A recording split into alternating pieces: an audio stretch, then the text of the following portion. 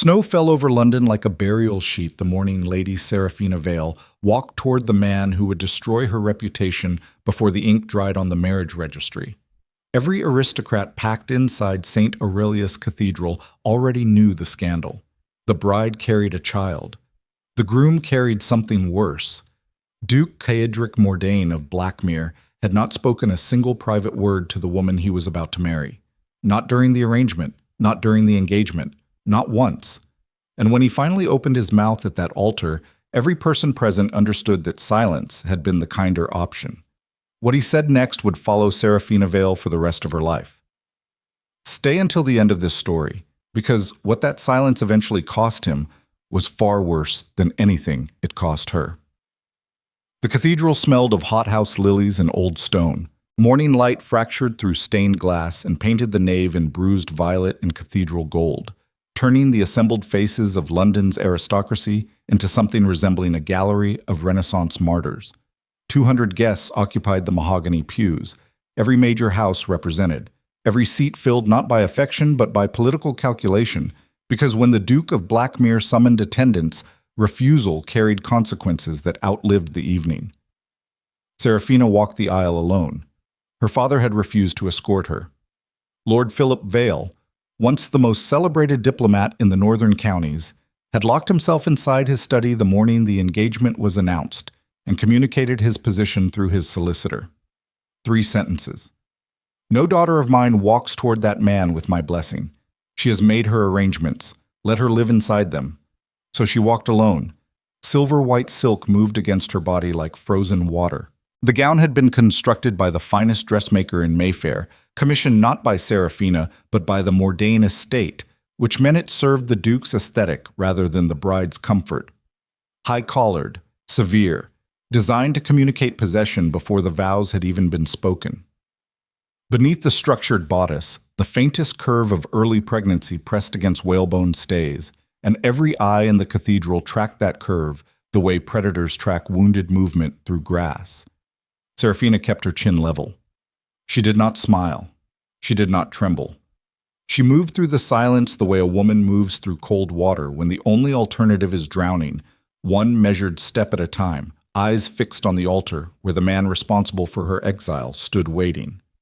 Duke Caedric Mordain looked less like a groom than a sentencing judge. He stood 6'3" in black ceremonial dress, every line of his body composed with the architectural precision of a man who understood that physical stillness communicated more authority than any speech. Dark hair swept back from a face built for severity. High cheekbones, a jaw that could have been carved from Blackmere granite, and eyes the color of frozen steel that had not blinked once since Seraphina entered the cathedral. He watched her approach the way a general watches an advancing column, not with warmth, not with anticipation, with assessment. The ceremony itself lasted 11 minutes. The archbishop moved through the liturgical requirements with the mechanical efficiency of a man who understood his role was decorative. No one present cared about the sacred dimensions of the union. This was a political merger sealed in flesh. Blackmere needed an heir. The Vale family needed financial rescue from debts so catastrophic they threatened to swallow 3 generations of accumulated land. The pregnancy had merely accelerated a transaction already in motion. When the final words were spoken, the archbishop turned toward Caedric. "You may address your bride, your grace." The duke's gaze moved to Seraphina for the first time since she had reached the altar. "You will possess my title, my estate, and my full protection, Duchess Mordain," he said. His voice carried through the cathedral without effort, the way thunder carries through open country. "But do not mistake ownership for affection. I have purchased stability, not companionship." The silence that followed was so complete the candle flames seemed to freeze. 200 aristocrats sat paralyzed between shock and fascination. Seraphina's expression did not change. She looked at him the way a surgeon looks at a wound, clinically, without flinching, as though she had already diagnosed the infection beneath the surface and was simply cataloging its depth. "As you command, your grace," she answered. Her voice was calm, not submissive, not broken. Calm the way deep water is calm, because everything dangerous exists beneath the surface. The reception lasted 4 hours. Cedric spoke to diplomats, financiers, and 3 members of the Privy Council. He did not speak to his wife, not once. Seraphina sat at the head table beside an empty chair and ate nothing while the assembled elite of London society dissected her humiliation over champagne and roasted pheasant. Lady Ashworth leaned toward Countess Pemberton at the third table. "He'll install a mistress within the month. The girl was merely a transaction." "The child won't carry legitimacy," Pemberton replied, adjusting her gloves. "Not with that display. He practically announced it was purchased." "Worse than purchased." Ashworth lowered her voice. "Tolerated." Seraphina heard none of it. She sat in perfect stillness and studied the Great Hall's architecture instead, the flying buttresses, the hammer-beam ceiling, the way candlelight failed to reach certain corners where darkness pooled like standing water. She was already learning to read the grammar of the Mordain world. Stone and silence. Authority maintained through absence rather than presence. Control exercised not through visible force, but through the careful withdrawal of warmth. The architecture told her everything she needed to know about the man she had married. He had been raised inside structures designed to make human beings feel insignificant. At 11:30, Cedric's steward appeared at her elbow.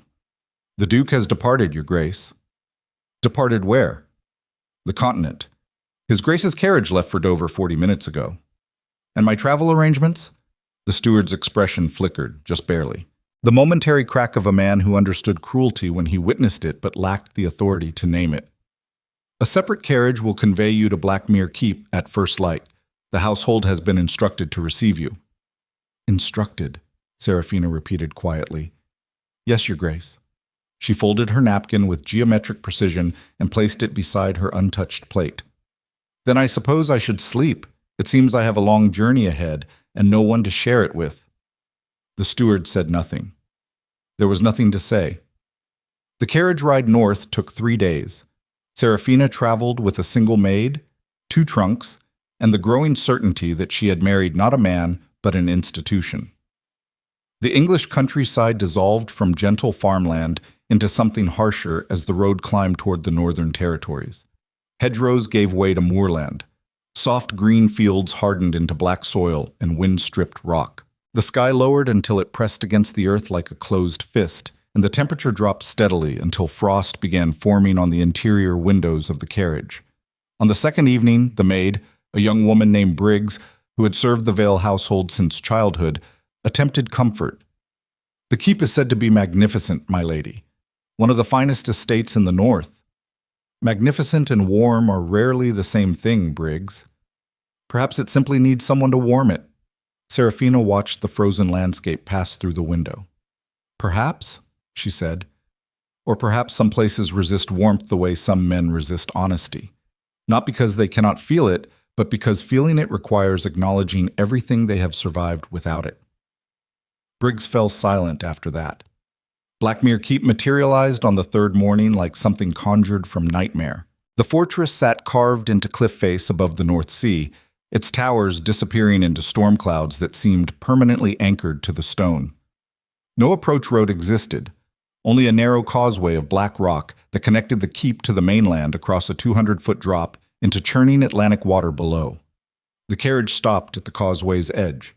Seraphina stepped out into wind so fierce it nearly tore the traveling cloak from her shoulders. She stood there for a long moment, staring at the structure that was now legally her home. Blackmere Keep did not welcome. It endured.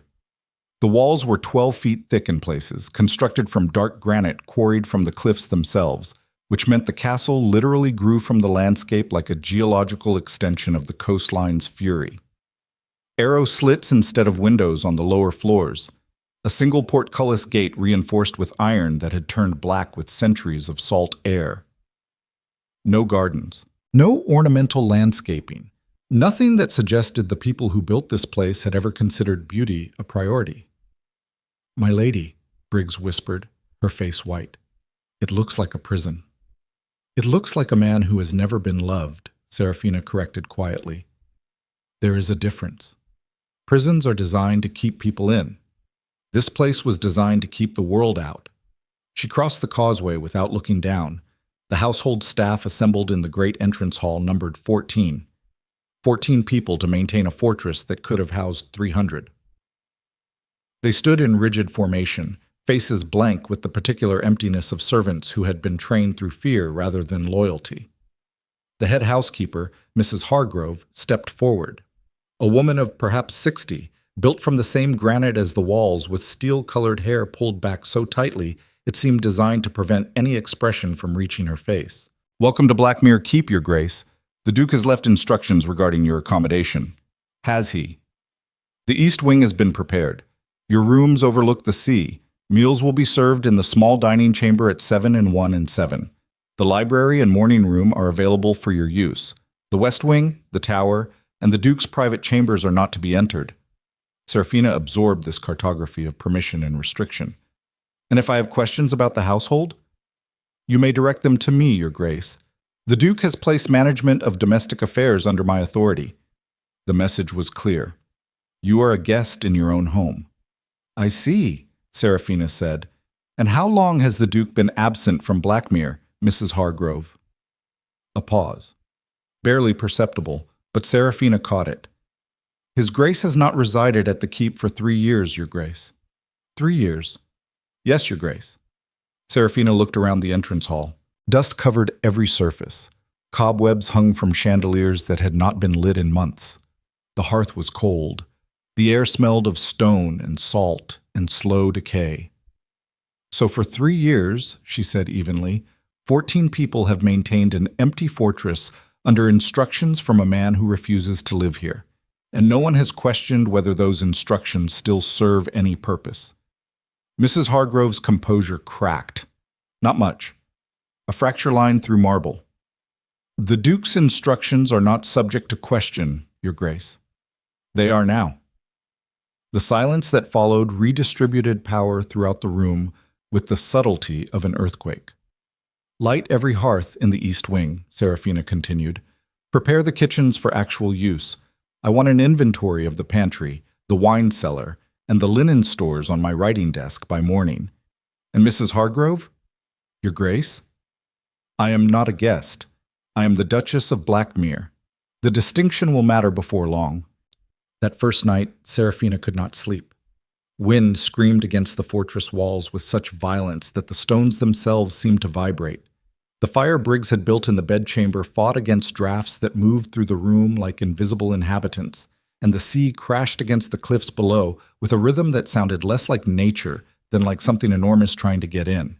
She wrapped herself in a wool shawl and walked. The corridors of Blackmere stretched endlessly in both directions, lit only by occasional oil lamps that cast more shadow than illumination. Portraits of dead Mordain dukes lined the walls. Generations of hard faces staring from gilded frames with the collective warmth of a firing squad. She studied them as she passed. The first Duke, a warlord whose portrait showed blood still wet on his gauntlets. The third Duke, a man whose eyes contained the specific emptiness of someone who had signed execution orders before breakfast. The fifth Duke, whose wife, according to the brass plate beneath the frame, had died at 23 under circumstances the family historian described as melancholic decline. Melancholic decline. The aristocratic vocabulary for a woman destroyed by the house she married into. Seraphina stopped walking. She had reached the entrance to the west wing, the forbidden territory. A heavy oak door banded with iron, locked with a mechanism that looked centuries old. She tested the handle. Locked. She knelt and examined the lock itself. A keyhole the size of her thumbnail, surrounded by scratches in the iron plate that suggested someone had opened and closed this door hundreds of times. The scratches were concentrated on the left side, consistent with a left-handed person inserting a key at a specific angle. Kedrick was left-handed. She had noticed during the ceremony. He had signed the marriage registry with his left. She returned to her chambers, retrieved the silver key she had discovered sewn into the lining of the traveling case the Mordain estate had provided, and walked back to the forbidden door. The key fit perfectly. Beyond the door, a narrow spiral staircase climbed into the tower. Seraphina ascended. The room at the top was circular, perhaps 20 feet across. with windows on every side that would have offered panoramic views of the sea and coastline had they not been shuttered and covered with heavy cloth. The air was different here. Stale, but not dead. Preserved, like the atmosphere inside a sealed vessel. She lit a candle from her chamber stick and discovered the childhood of the man she had married. Charcoal sketches covered every wall, hundreds of them, drawn directly onto the stone in a child's hand that gradually matured through layers of work, spanning what must have been years. Ships on rough seas, horses running through moorland, a woman's face, drawn over and over with obsessive repetition, each version slightly different, but always the same subject. Dark hair, kind eyes, a mouth shaped for laughter that the artist seemed desperate to capture accurately, as though preserving her likeness was the only defense against forgetting her entirely. Seraphina recognized the face from a small portrait she had seen in the entrance hall. Eleonora Mordaunt, Cedric's mother, dead before his 10th birthday. On a table beneath the shuttered windows, she found wooden soldiers with hand-painted uniforms, a collection of bird feathers pressed between pages of a Latin primer, and 17 letters tied with a faded blue ribbon. The handwriting on the envelopes matched the kind-eyed woman in the sketches. She opened the first letter. "My dearest boy, you must understand something your father will never teach you. Strength that cannot bend will always shatter. The hardest stone in any quarry breaks first because it cannot absorb what strikes it. Be strong, Cedric, but never be so hard that you forget how to survive what life throws against you." Seraphina read all 17 letters that night. They told the story of a mother who understood she was dying and used her remaining time to build a written architecture of love strong enough to sustain a child through whatever came after her death. Every letter addressed a different fear: loneliness, anger, the temptation to become cruel because cruelty felt safer than vulnerability. The final letter was dated 3 days before Eleanor's death. "Do not become your father. That is my only commandment. He mistakes silence for power and coldness for control. But silence is merely the sound fear makes when it runs out of words, and coldness is what happens to a heart that is forgotten. It was ever warm. You will be Duke. That cannot be changed, but you can choose what kind of man wears the title. Let that choice be yours, my love, not his." Seraphina set down the letter. She understood now. Not everything, but enough. The cruelty at the altar, the abandonment, the forbidden rooms and the 3-year absence, the portrait of his mother drawn 100 times on the walls of a room no one else was allowed to enter. Cedric Mordaunt had not been born cruel. He had been built that way. Stone by stone, absence by a father who treated tenderness as structural weakness, and a world that rewarded emotional annihilation with power, influence, and the terrified obedience of everyone who crossed his path. The ruthless Duke was not a monster. He was a monument to what happens when a grieving child inherits an empire designed to punish softness. Standing in that hidden chamber, surrounded by the evidence of a loneliness so profound it had fossilized into authority, Seraphina made a decision. She would not break against this fortress. She would not perform submission for a husband who had confused domination with connection. She would do something far more dangerous. She would make Blackmere live again. Over the following weeks, the fortress began to change. Seraphina started with the kitchens. She dismissed the meager rations Mrs. Hargrove had maintained and ordered provisions from the village markets below the cliffs. Fresh bread, root vegetables, salted fish and dried herbs and cream thick enough to stand a spoon in. Within 3 days, the smell of rosemary broth drifted through corridors that had not known warmth in years. Mrs. Hargrove resisted, quietly at first, then directly. "The Duke's household budget does not accommodate extravagance, Your Grace." "Feeding people adequately is not extravagance, Mrs. Hargrove.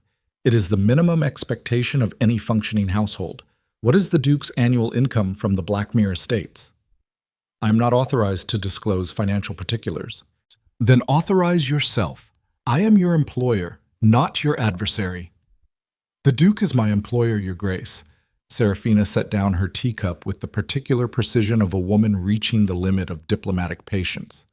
"Mrs. Hargrove, you have served this household faithfully for decades. I respect that service. But the man who gave you those instructions has not set foot in this castle for 3 years. He left a pregnant wife to travel alone through winter to reach a fortress he himself abandoned. Whatever loyalty you owe the Duke, you also owe the reality standing in front of you right now. And that reality is a woman who is not going anywhere.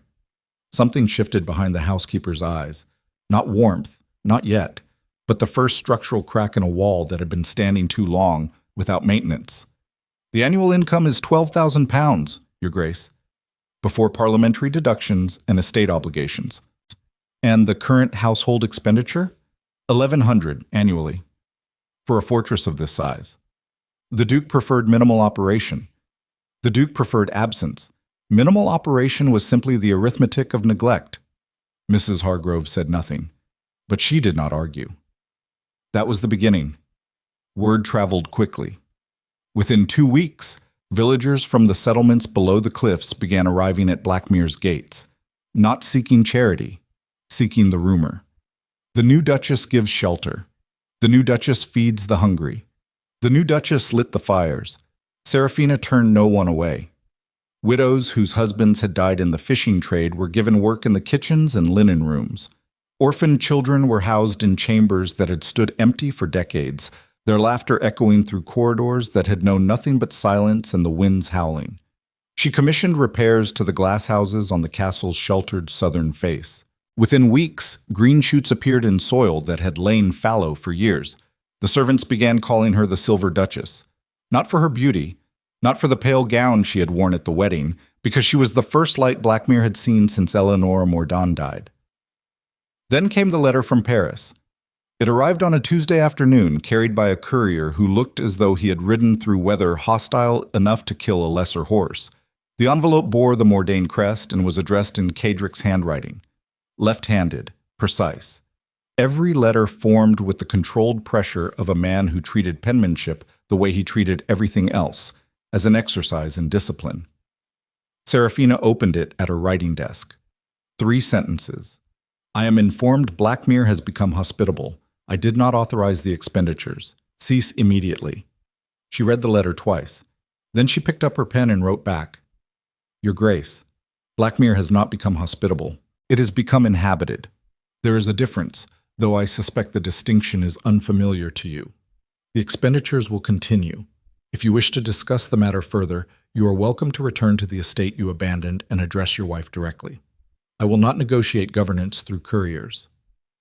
Respectfully. Seraphina Mordaunt, Duchess of Blackmere. She sealed the letter and handed it to the courier. Ride carefully, she told him. The Duke will not enjoy reading that. Days dissolved into the rhythm of reconstruction. Seraphina worked alongside the household staff from dawn until the light failed. She learned the names of every servant, every villager, every child sheltered within the keep's walls. She studied the estate ledgers and discovered financial mismanagement spanning decades. Rents uncollected, tenant agreements exploited by intermediary agents who skimmed profits while the Duke's attention remained fixed on continental politics and parliament machinations. She corrected every discrepancy she found, quietly, methodically, the way a surgeon repairs damage without waking the patient. Then, on a frozen morning 6 weeks after her arrival, a delivery wagon appeared at the causeway gates. Inside it was a cradle, crafted from pale walnut lined with ivory silk, built with the kind of meticulous artistry that revealed weeks of careful labor. No letter accompanied it, no card, no explanation. But tucked inside the silk bedding, Seraphina found a small embroidered blanket. Stitched into the fabric in thread so fine it was barely visible were 7 words. For the child who will never inherit my loneliness. Seraphina held the blanket for a long time. Then she set it inside the cradle and placed the cradle beside the fire in her chamber, and sat there watching the flames without speaking until the light turned amber and the room filled with the particular warmth that only exists when something frozen begins, at last, to thaw. She pressed her hand against the curve of her belly. Your father, she whispered, is not the man he pretends to be, and one day I intend to prove it. The following week, the London newspapers arrived at Blackmere. Briggs brought them to the morning room with tea and toast, her expression carrying the particular tightness of someone delivering information they wish they could withhold. Seraphina unfolded the front page. The headline struck like a blade. Duke of Blackmere seen with Lady Celestine Artois at Parisian salon. Political alliance or romantic attachment.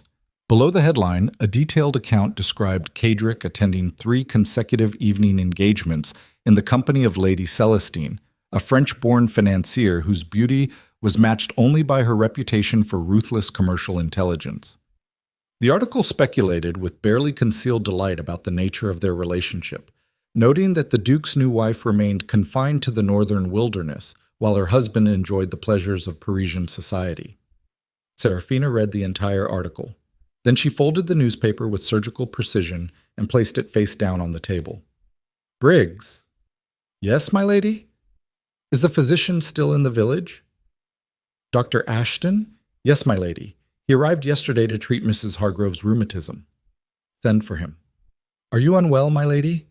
Seraphina gripped the edge of the table. The first contraction moved through her body like a fault line splitting bedrock. "The baby is coming," she said. Outside, the sky had turned the color of iron. Wind screamed off the North Sea and threw itself against the cliffs with enough force to shake the windows in their frames. Within the hour, the first flakes of what would become the worst blizzard in Blackmere's recorded history began falling across the causeway, sealing the fortress from the mainland as completely as if the ocean had risen to swallow the road. Briggs ran for the physician. Mrs. Hargrove mobilized the household with a ferocity that revealed, beneath decades of controlled obedience, a woman who understood crisis the way soldiers understand incoming fire. And Seraphina, gripping the cradle Cadric had sent from across the continent, felt the second contraction tear through her with a violence that dropped her to her knees on the cold stone floor. The storm was just beginning. Somewhere beyond it, across frozen roads and hostile countryside and the entire breadth of a silence neither of them knew how to break, a man who had spent his entire life running from the thing he feared most had just received news that would send him riding through the night toward the one place he had sworn never to return. Blackmere Keep waited in the storm like a held breath, and the child who would change everything was already fighting to be born. The blizzard had teeth. Wind sheared across the North Sea at 60 miles an hour and slammed into Blackmere Keep with enough force to rattle iron hinges that had held firm for 4 centuries. Snow did not fall so much as a tack, driving horizontally through every gap in the fortress walls, piling against windows, burying the causeway beneath drifts that rose to 6 feet within the first hour. The temperature plummeted past anything the oldest servants could remember. Water froze inside pitchers. Breath crystallized before it left the mouth. The world beyond the castle walls ceased to exist. Inside the east wing bedchamber, Seraphina was dying. Not literally, not yet. But the labor had gone wrong in the specific way that turned childbirth from miracle into mathematics. And the mathematics were ugly. Dr. Ashton, a man of 50 with hands steadied by 30 years of rural practice, had recognized the complication within minutes of his arrival. Breech presentation. The child had turned the wrong direction sometime during the final weeks, and now it pressed against Seraphina's spine with a pressure that transformed each contraction from manageable agony into something closer to structural collapse. "I need you to breathe, Your Grace." Ashton's voice was controlled, but his eyes moved too quickly between Seraphina's face and Briggs, who stood at the foot of the bed gripping fresh linen with white knuckles. "Shallow breaths. Count with me." "I can count on my own, Doctor." "I have no doubt, but cooperation tends to produce better outcomes than independence in these situations." Seraphina's jaw locked as another contraction rolled through her. The sound she made was not a scream.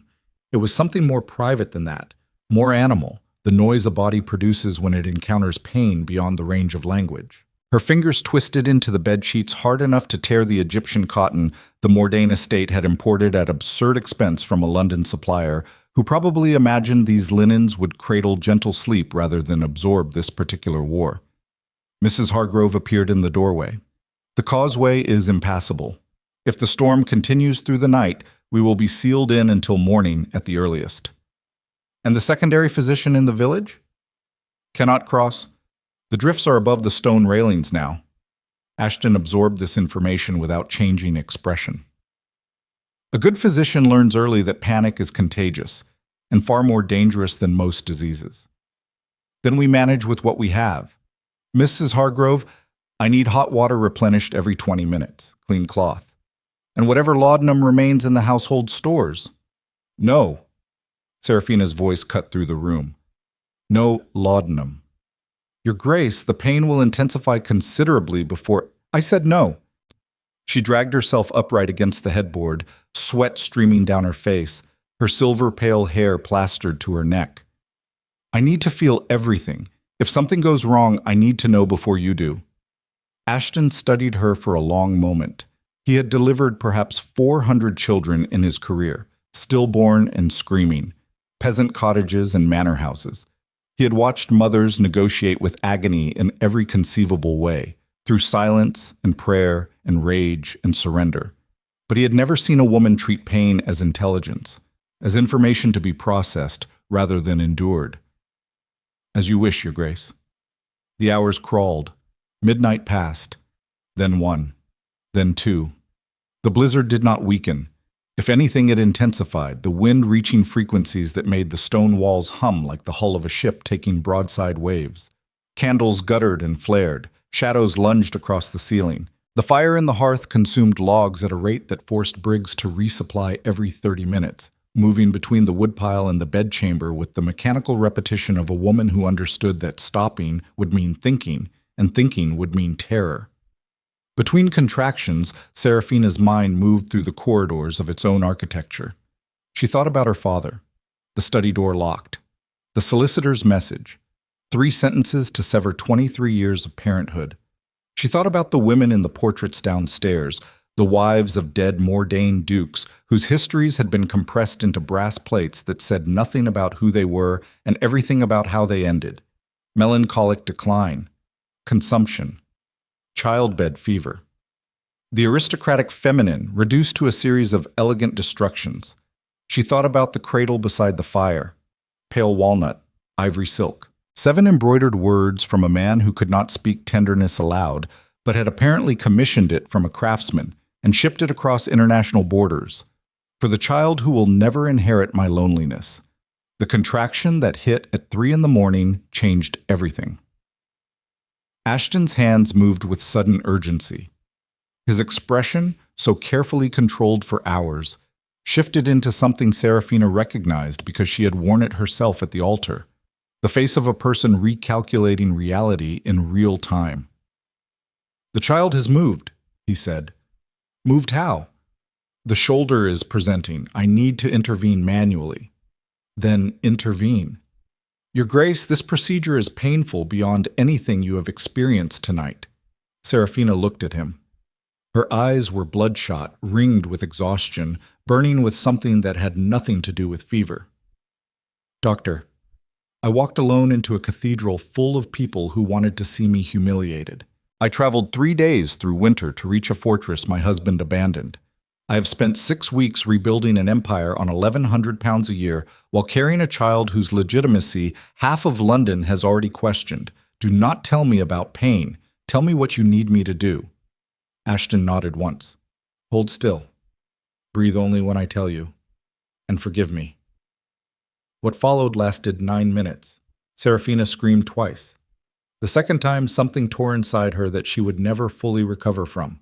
A physical cost that would announce itself in the years ahead through chronic pain that no physician could fully explain and no medicine could fully address.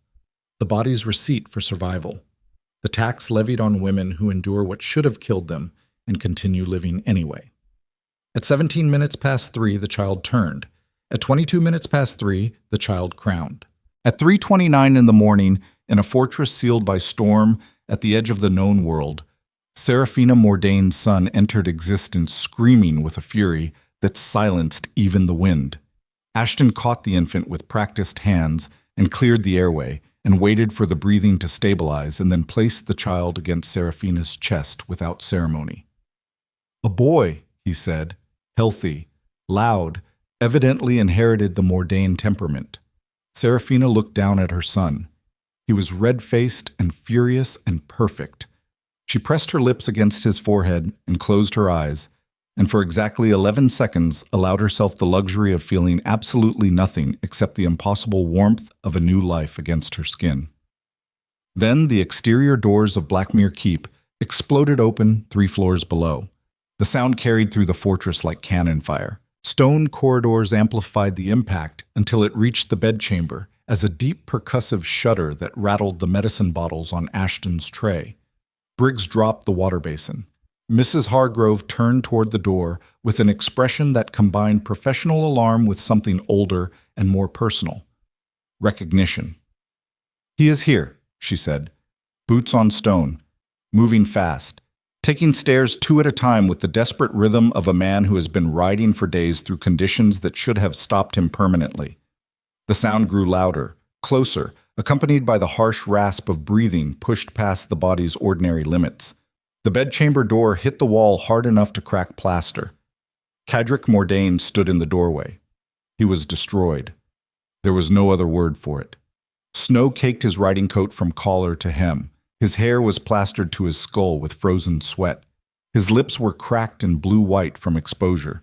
The gloves he wore had split across both palms from gripping reins through conditions that should have killed the horse beneath him, and the horse had in fact collapsed 2 miles from the causeway, forcing him to cover the remaining distance on foot through chest-deep snow and absolute darkness. He looked like a man who had fought the storm itself and won by a margin so thin it barely counted. His eyes found Seraphina immediately, then the infant, then back to Seraphina. For 3 full seconds, the ruthless Duke of Blackmere did not move, did not speak, did not breathe. Every mechanism of control that had governed his life since childhood, every wall constructed, every emotion suppressed, every vulnerability converted into authority, all of it seized simultaneously like an engine pushed past its tolerances. "Get out," he said to the room. No one moved. "All of you, now." Ashton looked at Seraphina. She nodded once. The physician gathered his instruments. Briggs collected the soiled linen. Mrs. Hargrove paused at the door long enough to look back at the Duke with an expression that contained decades of unspoken observation, the accumulated testimony of a woman who had watched a boy become a man, become a monument, and was now watching the monument crack. The door closed. Cadric crossed the room. He moved differently than Seraphina had ever seen him move. Not with the calculated precision of a man performing authority, with the raw, uncoordinated urgency of someone whose body had finally outpaced his ability to control it. He reached the bedside and his knees buckled and he went down hard on the stone floor beside her, still wearing the frozen riding coat, still breathing in sharp, ragged pulls that fogged the air between them. "Look at me," he said. His voice was barely functional, stripped by cold and exhaustion and something else. Something underneath both that he had been carrying across 2 countries and 300 miles of winter road. Seraphina looked at him. His eyes were not cold. They were not steel. They were the eyes of a man staring at something he had spent his entire life convinced he would never possess, and terrified that seeing it clearly would be the thing that finally annihilated him. "You are alive," he said. "I am." "The child?" "Your son. Healthy." Cadric's gaze dropped to the infant cradled against her chest. The baby had stopped crying, and now breathed with the shallow, rapid rhythm of the newly born, eyes squeezed shut, fists clenched, utterly unaware of the dynasty he had just entered, or the man kneeling beside him whose hands were shaking too badly to reach for him. "I received word in Paris," Cadric said. "A letter from Mrs. Hargrove. She wrote that the labor had begun early and the physician was concerned about complications." "Mrs. Hargrove wrote to you?" "She has written to me every week since you arrived. Every detail, the kitchens, the provisions, the villagers, the children you sheltered, the fires you lit." He swallowed. "The letter you sent telling me to come home and address my wife directly. And you ignored all of it, until now." "I ignored none of it." Something in his voice stopped her. "Every letter arrived in Paris within 3 days. I read each one the night it came. Then I read them again the following morning. I have read your words to me so many times the paper has begun to deteriorate from handling." His jaw tightened. "I have not ignored you, Seraphina. I have been terrified of you since the moment you answered me at that altar without breaking." The fire cracked. Embers scattered across the hearthstones. Outside, the storm continued its assault on the fortress, but inside the chamber the air had changed. Something was collapsing. Not violently, the way a dam collapses when the water behind it has been rising for years, and the structure simply cannot hold any longer. "You humiliated me," Seraphina said, not with anger, with precision. "In front of 200 people, you told the world that marrying me was a financial transaction, that I purchased protection by surrendering dignity. You said that in a room full of people who already believed I was disgraced, and you handed them permission to treat me accordingly. Yes. Why? Because I am my father's construction. That is not an answer. That is an excuse wearing the clothing of self-awareness." The words hit him like a physical blow. She watched it land, watched his entire body absorb the impact the way she had seen the fortress walls absorb the storm. Through sheer density of material, the way men built from emotional granite take damage without showing fracture until the structural failure is already catastrophic. "I meant every word I said at that altar," Kadric said slowly. "And I have regretted every word since the moment they left my mouth. Both things are true simultaneously. The cruelty was real. The regret is also real. I do not know how to reconcile them. I have never known." "That is the most honest thing you have ever said to me." "It is the most honest thing I have ever said to anyone." Silence. The kind that exists between two people who have arrived at the same dangerous intersection from opposite directions and understand that what happens next will determine whether they collide or find a way to move forward without destroying each other. Seraphina shifted the infant in her arms. "Hold your son." Kadric did not move. "Kadric, hold your son." He reached forward. His hands were still trembling. He took the child with the terrified delicacy of a man handling something he believed he was fundamentally unfit to protect, and the moment the infant's weight settled against his chest, something happened to his face that Seraphina would remember for the rest of her life. It did not soften, it opened. The mask did not fall away because it was never simply a mask. It was load-bearing architecture. Without it, the structure beneath was visible for the first time, and what lived underneath was not cruelty or calculation or the cold machinery of power. It was grief, old grief. The kind that starts in childhood and calcifies through decades of silence until it becomes indistinguishable from the person carrying it. The grief of a boy who lost his mother before he understood what mothers were for, and then spent 30 years building an empire out of the materials available to him, which were stone, discipline, and the complete refusal to need anything he could not control. He looked at his son. The infant yawned, and the Duke of Blackmere pressed his forehead against the child's and breathed in the scent of new skin and closed his eyes and said nothing because there was nothing in any language he knew that could carry the weight of what he felt. "I was taught that love weakens rulers," he said finally, his voice barely audible. "My father said it once when I was 7.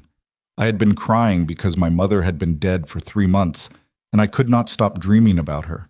He pulled me from the bed by my collar and told me that Mordain men do not weep, that grief is a luxury reserved for people who cannot afford power, that the moment I chose feeling over function, I would lose everything the family had built."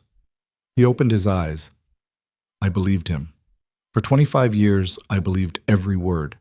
And now I am holding my son in a castle I abandoned because returning to it meant confronting every room where she once lived. And I cannot make myself put him down because I am afraid that if I stop holding him, I will go back to being the man who stood at that altar and told the only woman who ever made this place bearable that she was a transaction. Seraphina watched him. She did not soften. She did not rush to comfort. She had learned something about herself during the weeks alone at Blackmere that most people never discover because most people are never abandoned thoroughly enough to find out. Compassion without accountability was just another form of surrender. And she had not survived the altar, the journey, the fortress, the labor, and the storm to surrender now. "You cannot unsay what you said at the cathedral," she told him. "You cannot undo the weeks I spent here alone wondering whether the father of my child had already replaced me with a Parisian financier. You cannot repair humiliation with a single night of honesty, Kadric. The damage is structural." "I know." "Lady Celestine."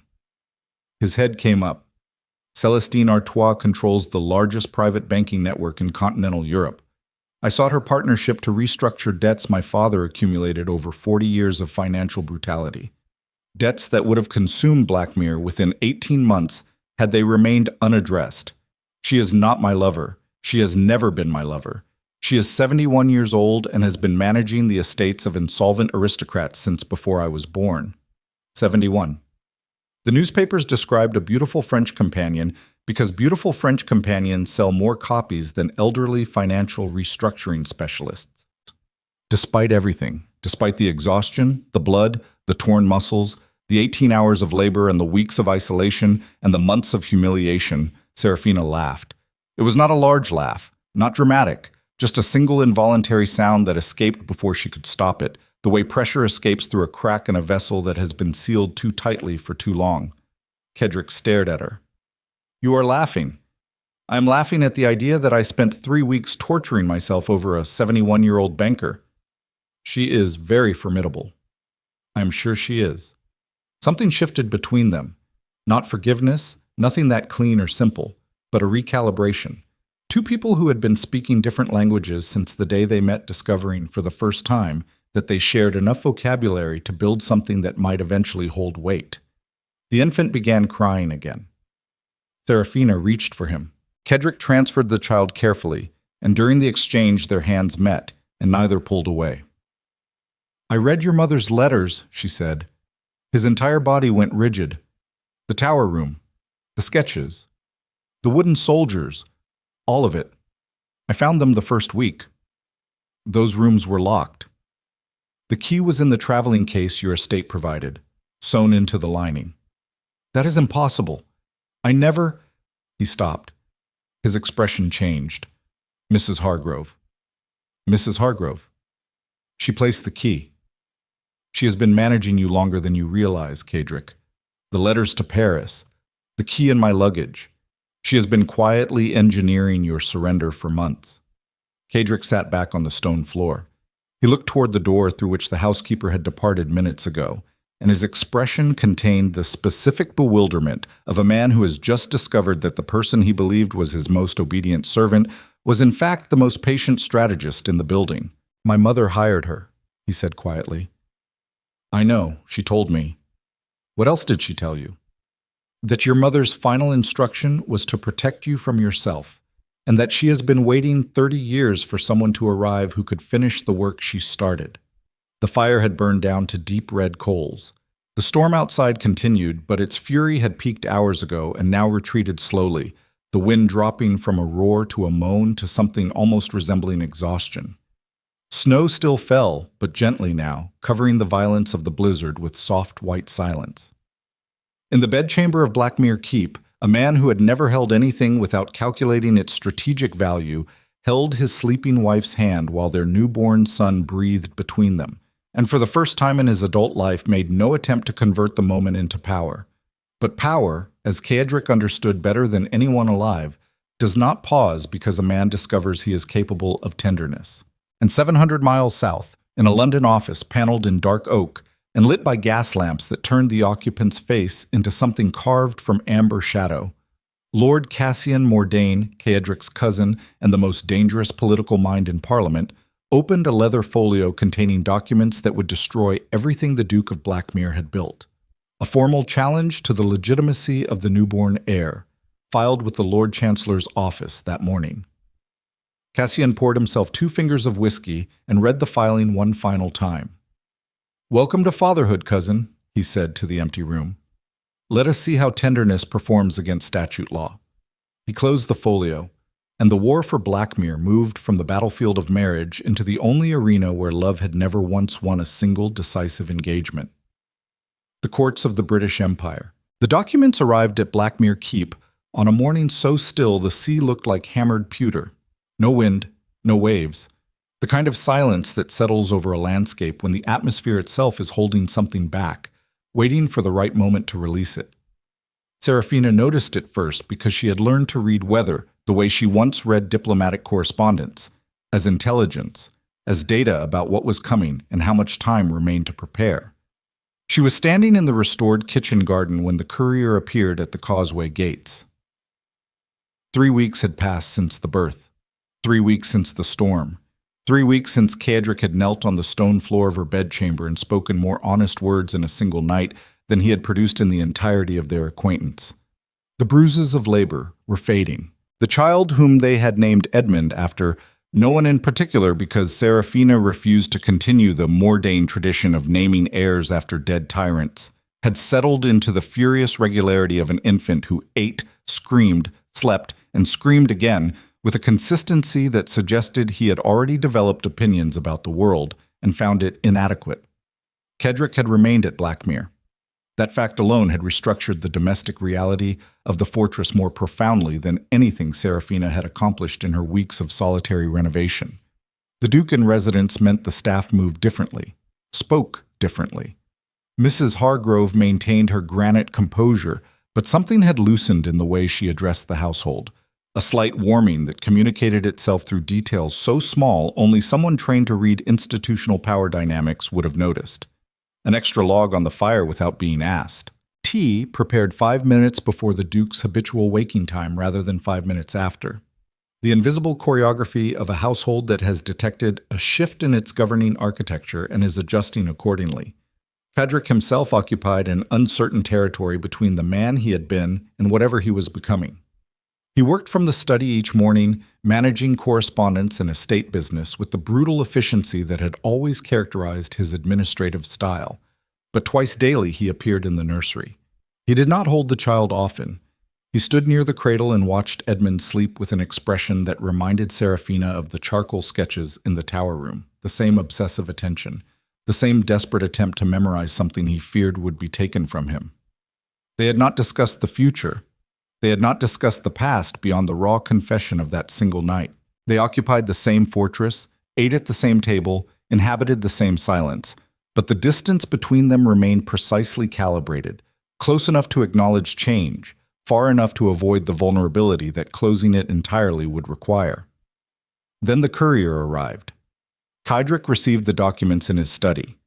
Seraphina knew something was wrong before he spoke because she heard his chair scrape against the stone floor, a sharp involuntary movement from a man whose physical vocabulary did not include involuntary movements. She was passing the study door when it happened. She stopped. "Cedric." No answer. She entered without knocking. He stood behind the desk holding 3 sheets of heavy legal parchment. His face had undergone the specific transformation she had witnessed only once before, at the altar, when he had converted whatever he actually felt into something cold enough to weaponize. But this was different. At the altar, the coldness had been deliberate, performed. This was reactive. The coldness of a man whose blood temperature had dropped because the information he was processing required his entire nervous system to reroute resources away from emotion and toward survival. "What is it?" He set the documents on the desk. "Cassian has filed a legitimacy challenge against Edmund with the Lord Chancellor's court." The words landed in the room like stones dropped into still water. Seraphina felt the impact spread through her body in concentric rings, each one carrying a different frequency of understanding. Legal, financial, political, personal. By the time the final ring reached the edges of her awareness, she understood the full architecture of the threat. On what grounds? 3 grounds. First, that the child was conceived prior to marriage, which, under the Mordain family charter, creates a rebuttable presumption of illegitimacy, requiring the Duke to prove paternal claim through formal testimony and corroborating evidence. Second, that my absence from England during the pregnancy constitutes abandonment of marital duty, which Cassian argues creates an inference that I did not believe the child was mine. Third, Cedric's voice flattened to something barely recognizable, that Seraphina Vale was observed in private company with Lord Henry Ashworth in the months preceding the engagement. The third ground struck differently. Henry Ashworth. Yes. Your cousin is accusing me of adultery. He is accusing you of sufficient intimacy with another man to cast doubt on the paternity of my heir. Under succession law, that distinction is meaningless. The accusation alone is enough to trigger a full tribunal. Seraphina sat down. Not because her legs failed, because the calculation she needed to perform required absolute physical stillness, the way a navigator needs a stable platform to take accurate readings during a storm. Henry Ashworth. She had danced with him twice at the Pemberton Ball the autumn before the engagement, once at the insistence of the hostess. Once, because Henry had asked and refusing would have created exactly the kind of social rupture that a woman in her position could not afford. 2 dances, perhaps 15 minutes of total interaction. The sum of her entire acquaintance with the man. "I danced with Henry Ashworth," she said, "twice, in a room containing 300 people. That is the entirety of my association with him. I know. You know. I had you watched, Seraphina, from the day the engagement was formalized until the day of the ceremony. Every social engagement, every caller, every letter. My solicitors maintained surveillance because I needed to ensure that the child you carried was mine before I committed the Mordain name and estate to a marriage that could not be dissolved." She stared at him. The silence that followed was not the productive silence of 2 people processing information together. It was the silence of a woman discovering that the man who had accused her of being a transaction had in fact treated her as one long before the altar. Surveillance, reports, dossiers compiled on her social movements by hired men whose profession existed at the intersection of law and espionage. "You had me followed." "Yes." "While I was pregnant with your child." "Yes." "And you found nothing, because there was nothing to find." The reports were comprehensive and entirely exculpatory. Henry Ashworth was never anything more than a social acquaintance. "And you married me knowing that." "I married you knowing that." "Then you stood at the altar and told 200 people I was a transaction anyway." Cadric did not answer immediately. The muscle in his jaw worked once, twice, the only visible evidence of whatever internal machinery was grinding through the contradiction she had just illuminated. He had possessed proof of her fidelity before the wedding. He had married her knowing she was innocent, and then he had publicly degraded her regardless, not because the facts demanded it, but because his own psychological architecture could not process the alternative. Admitting that he was marrying a faithful woman carrying his legitimate child would have required admitting that the marriage was real, that it mattered, that he was entering a bond defined by something other than power and contractual obligation. The cruelty at the altar had not been about Seraphina at all. It had been about him. His inability to stand before witnesses and acknowledge that he wanted what he was receiving. "Cassian does not have the Ashworth evidence," Cadric said finally. "He has rumor, speculation manufactured from social proximity and weaponized through legal procedure. But in a legitimacy tribunal, rumor is enough to compel testimony. Henry Ashworth will be called to the stand. If Cassian's advocates are competent, and they will be, they will extract admissions of private conversation, of familiarity, of any fragment that can be recontextualized as intimacy. Henry Ashworth has nothing to admit. Henry Ashworth is a gambling addict who owes £11,000 to creditors who have been circling his estate for 2 years. Cassian has almost certainly purchased his cooperation. The testimony will not be truthful. It will be economically motivated." Seraphina absorbed this. The geometry of the trap was elegant. She could see it the way she had learned to see the architecture of Blackmere, structurally, load-bearing walls and pressure points, and the locations where force applied in precisely the right direction could bring down the entire edifice. Cassian did not need to prove adultery. He needed only to create sufficient legal ambiguity around Edmund's paternity to trigger a succession crisis. Once triggered, the crisis would paralyze Blackmere's financial networks, freeze the debt restructuring Cadric had arranged through Lady Celestine, embolden the political rivals already circling in Parliament, and create the conditions for a forced transfer of the ducal title to the next eligible male heir. Lord Cassian Mordain. "This is not about Edmund," Seraphina said. "No. This is about the title, the estate, Blackmere itself. Cassian has wanted the duchy since we were children. He lacks the temperament for direct confrontation, so he fights through institutions instead. Courts, parliamentary committees, legal technicalities.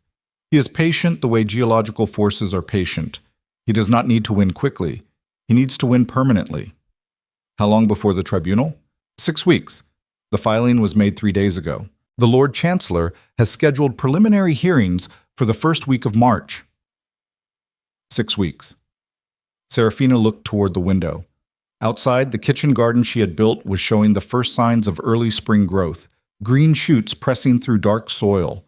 The stubborn insistence of living things refusing to accept that winter was still the dominant force. "We need allies," she said. "Not solicitors, not barristers, allies with political weight in the Lord Chancellor's court." I have spent 15 years accumulating political allies, Seraphina, and I can tell you with complete certainty that political allies are the first casualties of a legitimacy challenge. The moment Cassian filed, every man who has ever owed me a favor began calculating whether supporting me or abandoning me would produce better returns. Then we need something else. What? The truth, told so loudly and so publicly that the tribunal becomes theater instead of adjudication. Kedrick studied her. You want to turn the hearing into a spectacle. I want to turn the hearing into an execution of Cassian's credibility, of the rumor, of every comfortable assumption London society has made about me since the day that pregnancy became public knowledge. That strategy requires me to testify. Yes, publicly, before peers, about matters I have never discussed with anyone. You discussed them with me 3 weeks ago, on the floor of my bedchamber while you held your son for the first time. That was different. How? That was private. Nothing about this family has ever been private, Kedrick. Your father made certain of that. The question is not whether you are willing to be exposed. You are already exposed. Cassian has seen to that. The question is whether you choose the terms of your own exposure or whether you allow your cousin to dictate them. He turned away from her and walked to the window. The study overlooked the North Sea, and from this height the water stretched endlessly toward the horizon, gray and relentless and indifferent to every human ambition ever projected onto its surface. Kedrick pressed his palm flat against the glass. His breath fogged the cold surface and erased the view for a moment before it cleared again. My father testified before Parliament once, he said. A financial inquiry. He was accused of misappropriating estate revenues through shell investments in colonial enterprises. The evidence against him was substantial. 15 witnesses, documented transactions, a paper trail that any competent investigator could have followed to conviction. What happened? He destroyed them, not through denial, through aggression. He attacked the character of every witness, exposed the financial vulnerabilities of every accuser, turned the inquiry into a referendum on the credibility of his opponents rather than the legality of his own conduct. By the end, the committee withdrew the investigation, and 3 of the witnesses had fled London to avoid the political consequences of having challenged him. And you learned from that. I learned that truth is not a fixed point. It is a weapon whose effectiveness depends entirely on who wields it and how much damage they are willing to inflict. My father understood that. Cassian understands it. The question is whether I am willing to use truth the way they use it, as ordnance, or whether I attempt something I have never attempted in my life. Which is? Using truth as truth, without calculation, without strategic deployment, simply standing before the tribunal and saying what is real and accepting whatever follows. He turned from the window. His face held an expression Seraphina had never seen on any Mordain. Not in the portraits, not in the tower sketches, not in the mirror of Kedrick's own carefully managed features during any moment of their shared history. Fear. Not the performative fear of a man who understands that appearing vulnerable can be strategically useful. The genuine terror of a human being confronting the possibility that the survival mechanisms which have kept him alive for 35 years might be the very things that destroy everything he has left. If I testify honestly, he said, I will have to admit what I said at the altar, publicly, before peers who will use that admission as evidence of my character. I will have to explain that I humiliated my wife because I was too damaged to accept love when it was offered.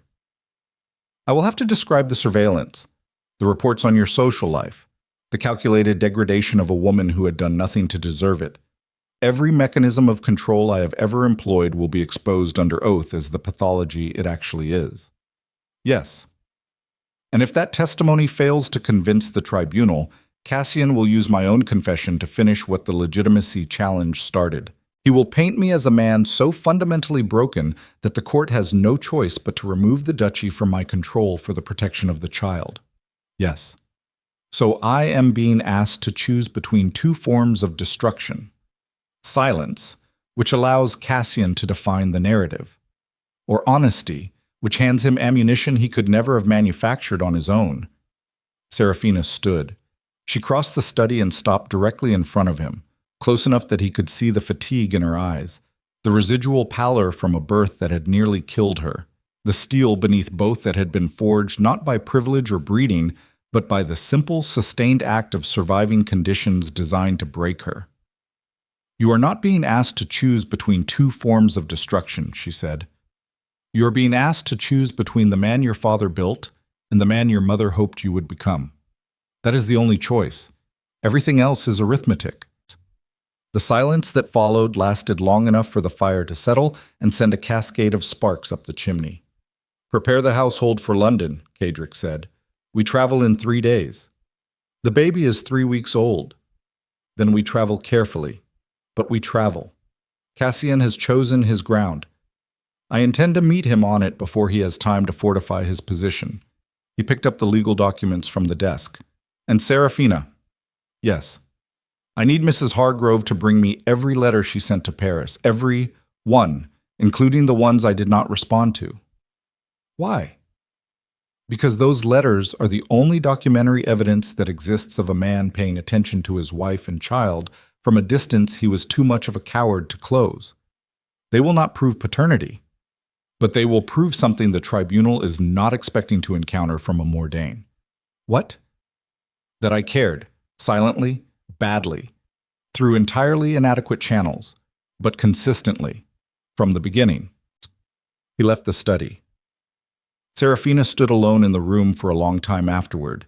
Then she walked to the nursery, lifted Edmund from his cradle, and held him against her chest while she looked out the window at the causeway stretching toward the mainland like a narrow bridge between two versions of the future, one in which the name Mordain meant what it had always meant, and one in which it might, for the first time in its history, mean something worth inheriting. 3 days later, the Mordain household departed Blackmere Keep for London. The carriage carried Cadric, Seraphina, Edmund, Briggs, and a traveling case containing 47 letters, one ancient silver key, and the embroidered blanket from a walnut cradle. The journey south took 2 days. They did not speak much, not because the silence between them had reverted to its former coldness, but because the silence had changed composition. It was no longer the silence of two people avoiding each other. It was the silence of two people preparing for the same fight from different positions, each running private calculations about what the coming weeks would require and what they were willing to sacrifice to survive them. On the second evening, as the carriage approached the outskirts of London, Seraphina broke the quiet. "Cadric, if Cassian's people have purchased Henry Ashworth's testimony, there may be others. I know. People from my past, from before the engagement, anyone who can be pressured or bought. I have already instructed my solicitors to identify potential witnesses and assess their vulnerabilities." "That is not what I mean." She turned toward him in the dim interior of the carriage. "I mean that when this tribunal begins, every private moment of my life before I became your wife will be examined under public scrutiny by men who have no interest in the truth and every interest in its destruction. I need to know that you will not retreat from me when that happens. Retreat. Withdraw. Recalculate. Decide that the political cost of defending me exceeds the strategic value of maintaining the marriage. I have watched you perform that calculation before, Cadric, at the altar. When you chose institutional survival over human decency because the numbers favored it. The carriage rattled over cobblestones as London materialized around them. Gaslights appeared through the windows. The smell of coal smoke and horse dung and the particular density of 10,000 chimneys burning simultaneously replaced the clean salt air of the northern coast. Cadric looked at his wife. "I will not retreat," he said. "Promise me." A Mordain's promise is worth exactly what the man behind it is worth.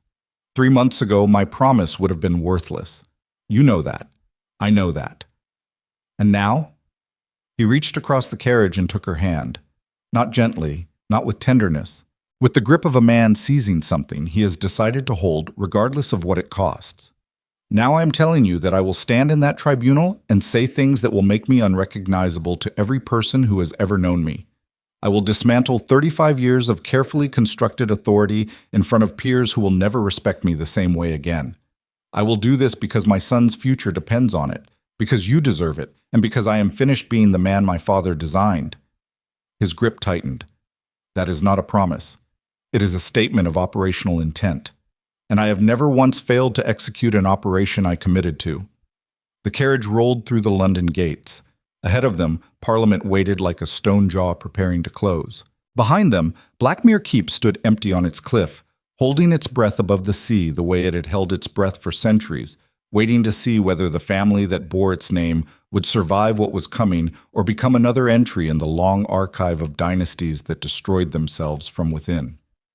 And somewhere in the city they were entering, in a house on Curzon Street lit by gaslight and filled with documents designed to bury them, Lord Cassian Mordane received word that the Duke and Duchess of Blackmere had arrived in London with their infant son. He set down his wine glass. He smiled. "Excellent," he said to his solicitor. "Let them come. The tribunal is designed for exactly one outcome, and it was decided long before they left the north." The solicitor shifted in his chair. "My lord, we have received additional intelligence. The Duchess has been in contact with Lady Celestine Artois. A series of financial documents may be entering evidence that we did not anticipate." Cassian's smile did not change. "Then we accelerate the Ashworth testimony. Whatever the Duchess has constructed financially, it becomes irrelevant the moment the tribunal accepts testimony that the child is not the Duke's." "And if the Duke testifies?" "The Duke will not testify. Cedric Mordane has spent his entire life avoiding public vulnerability. He will send solicitors. He will deploy procedural defenses. He will do everything except stand in that chamber and tell the truth, because telling the truth would require admitting that he is capable of love, and that admission would destroy the only identity he has ever known." Cassian lifted his glass. "My cousin is a fortress, Mr. Graves, impressive from a distance, but every fortress has the same fatal weakness." "Which is, my lord?" "The door. You do not need to breach the walls, you only need to find the entrance no one is guarding. And Cedric's entrance has always been the same." He drank. His inability to say out loud what he actually feels. The tribunal was set. The trap was baited, and the only weapon capable of dismantling it was the one thing the Duke of Blackmere had never in his life been willing to use: his own unarmored voice. Parliament Hall smelled of wet wool and old ambition.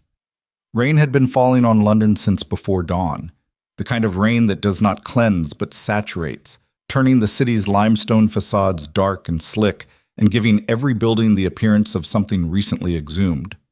Water streamed down the tall windows of the tribunal chamber and distorted the view of Westminster beyond until the spires looked like they were melting. Inside, gas lamps burned at full intensity against the gloom, casting the vaulted ceiling in amber shadow and turning the faces of the assembled aristocracy into something from a painting no one would want to hang. 312 people filled the public gallery, every seat claimed by 6 in the morning, standing room packed by 7. The corridors outside thronged with journalists, solicitors' clerks, and the particular species of London social parasite that feeds on the destruction of prominent families the way certain insects feed on dying trees, arriving only after the structural damage is irreversible and the collapse has become entertaining. The Lord Chancellor's Tribunal occupied the central chamber of Parliament's judicial wing, a room designed during the reign of the Second George specifically to intimidate anyone standing before it. 40-foot ceilings, oak paneling blackened by 2 centuries of coal smoke, a raised judicial bench that forced witnesses to look upward when addressing the court, a physical arrangement that converted legal testimony into something resembling supplication.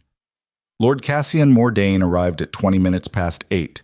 He moved through the gallery with the practiced ease of a man who understood that tribunals were won in the margins, in the whispered conversations before proceedings opened, in the calibrated placement of allies throughout the public seating, in the careful management of facial expression so that every observer received the same message before a single word of testimony was spoken. Cassian wore charcoal gray. Not black. Black would have signaled aggression. Gray communicated sorrow, reluctance, the appearance of a man forced by duty to pursue an action he found personally distasteful.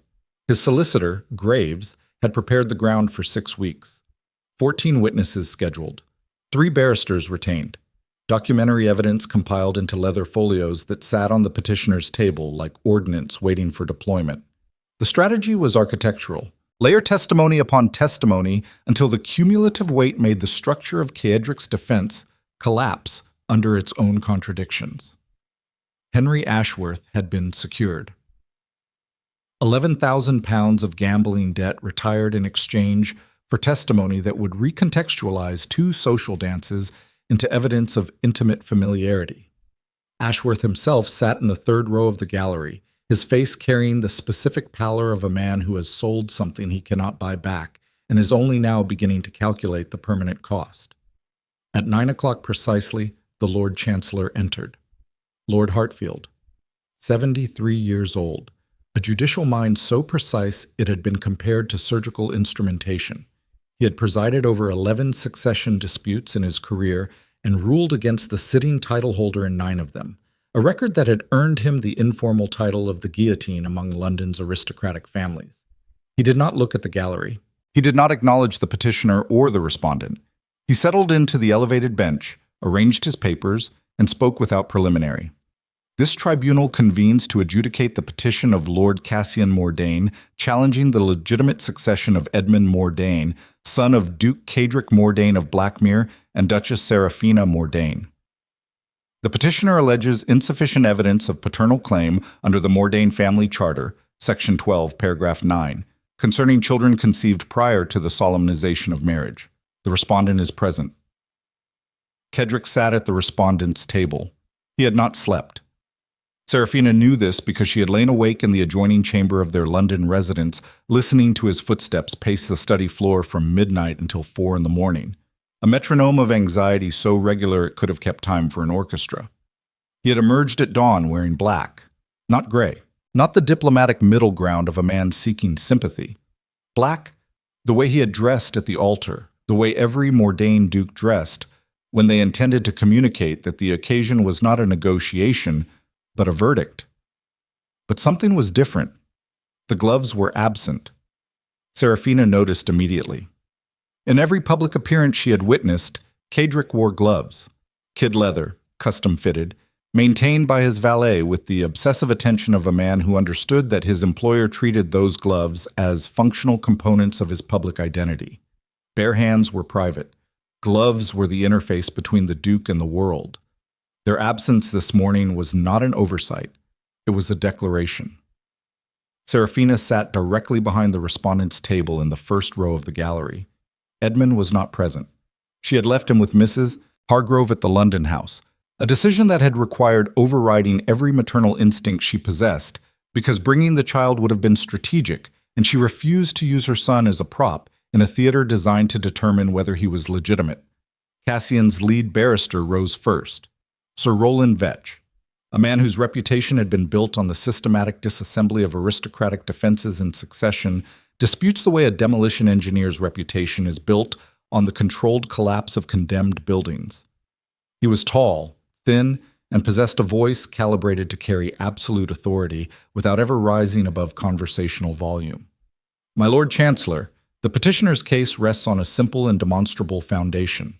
The child Edmund Mordain was conceived outside the bonds of marriage. The Duke of Blackmere was absent from England for the entirety of his wife's pregnancy. And testimony will establish that the Duchess maintained a private association with Lord Henry Ashworth in the months preceding the engagement, an association whose nature raises material questions about the paternity of the child now presented as the Mordain heir. The words settled into the chamber like sediment into water. Every face in the gallery processed them differently, but the aggregate effect was uniform. Doubt. Not about the facts, which were largely irrelevant to most of those present, but about the outcome. The tribunal suddenly felt like a mechanism already in motion, its conclusion predetermined by the sheer institutional weight of the accusation. Vetch continued for 11 minutes. He was methodical, precise. He laid out the evidentiary framework with the dispassionate clarity of a man presenting architectural blueprints, each element supporting the next, each witness positioned to reinforce the structural argument that Edmund Mordain's claim to the Blackmere succession could not survive scrutiny. Then he called Henry Ashworth to the stand. Ashworth rose from the third row. Seraphina watched him walk toward the witness bench. His gait betrayed him immediately. Too rigid, too controlled. The movement of a man whose body understood that what his mouth was about to do constituted a form of violence and was protesting at the muscular level. His hands hung at his sides, but his fingers opened and closed in small, unconscious spasms that anyone trained to read physiological stress would have recognized as the body's attempt to discharge anxiety through peripheral movement. He took the oath. Vetch approached him. "Lord Ashworth, you were acquainted with Lady Seraphina Vale before her marriage to the Duke of Blackmere." "I was." "In what capacity?" "Social. We moved in overlapping circles. The Pemberton gatherings, Lady Whitmore's autumn salon, the usual London season events." "And during these occasions, did you engage in private conversation with Lady Seraphina?" Ashworth's eyes moved. Not toward Seraphina, not toward Caedric, toward a point on the far wall that offered the psychological equivalent of a blank surface onto which he could project whatever version of himself was required to survive the next 10 minutes. "We spoke, on several occasions." "And the nature of these conversations?" "Personal. She was. She seemed isolated. Her family's financial difficulties were well known. She confided certain anxieties about her future." Seraphina's fingers pressed into her thighs beneath the folds of her skirt. The fabrication was elegant, close enough to reality that it carried the architecture of truth. She had been isolated. Her family's finances had been catastrophic. But she had never confided anything to Henry Ashworth. Not one word. The man was constructing intimacy from proximity, building a house on a foundation of geographical coincidence and social obligation. Vetch pressed forward. "Lord Ashworth, I must ask you directly, did your relationship with Lady Seraphina extend beyond social conversation?" The chamber held its breath. Ashworth swallowed. "There were moments of closeness. That could have been interpreted as—" "Please be specific, Lord Ashworth." "She took my arm during a garden walk at the Pemberton estate. We were alone for approximately 15 minutes. The conversation was intimate in tone." The gallery rustled. 300 people performing the collective theater of scandal absorption, the widened eyes, the leaned whispers, the small satisfied exhalations of an audience receiving exactly the narrative it came to consume. Seraphina felt her pulse in her teeth. She had never walked in any garden with Henry Ashworth. The lie was specific enough to sound testified and vague enough to resist direct contradiction. A 15-minute walk. No witnesses. His word against hers. Caedric sat motionless. His barrister, a man named Thornton, whose strategy had been built entirely around procedural defense and documentary rebuttal, began shuffling papers with the specific anxiety of a legal mind recognizing that the terrain had shifted beneath his prepared position. The surveillance reports Caedric had mentioned, the ones that exonerated Seraphina completely, were powerful documents, but deploying them meant admitting publicly that the Duke had surveilled his own wife, which would create a separate narrative of controlling behavior that Cassian's team could exploit with devastating effectiveness. A trap within a trap. Every defensive move carried its own offensive vulnerability. Thornton leaned toward Caedric. "Your Grace, I strongly advise against personal testimony. We can rebut through documentation and character witnesses without exposing you to cross-examination." "No." "Your Grace," I said no. The exchange was whispered, but Seraphina caught every word. She watched Caedric's profile. The jaw set like quarry stone. The eyes fixed on a middle distance that existed somewhere between the witness stand and the far wall, calculating trajectories the way she imagined artillery officers calculate range, accounting for wind, elevation, the curvature of the earth, every variable that separates intention from impact. Vetch finished with Ashworth after 23 minutes. The testimony hung in the chamber like smoke. Lord Hartfield looked toward the respondent's table. "The respondent may cross-examine the witness or present its own evidence." Thornton began to rise. Caedric put his hand on the barrister's arm. "I will speak." The entire chamber recalibrated. Thornton's face drained of color. 300 gallery observers shifted forward in their seats simultaneously, producing a collective creak of wood and fabric that sounded like the hull of a ship adjusting to a change in current. Cassian, who had maintained an expression of calibrated sorrow throughout Ashworth's testimony, went completely still. Something had deviated from his projections. Cadric stood. He did not move to the witness stand. He stepped forward from the respondent's table into the open floor between the bench and the gallery, a space that protocol typically reserved for barristers. The Lord Chancellor's eyebrow lifted 1 millimeter. "Your Grace, if you wish to testify, you must take the stand." "I am not testifying, my Lord Chancellor. I am making a statement. If the court will permit me 3 minutes, I believe I can resolve this matter without requiring further testimony from anyone." Hartfield studied him for a long moment. The guillotine had seen every tactical variation the aristocracy could produce over 4 decades of judicial service. Men who wept strategically, men who raged, men who deployed silence like a weapon, and men who weaponized verbosity until the court surrendered out of sheer exhaustion.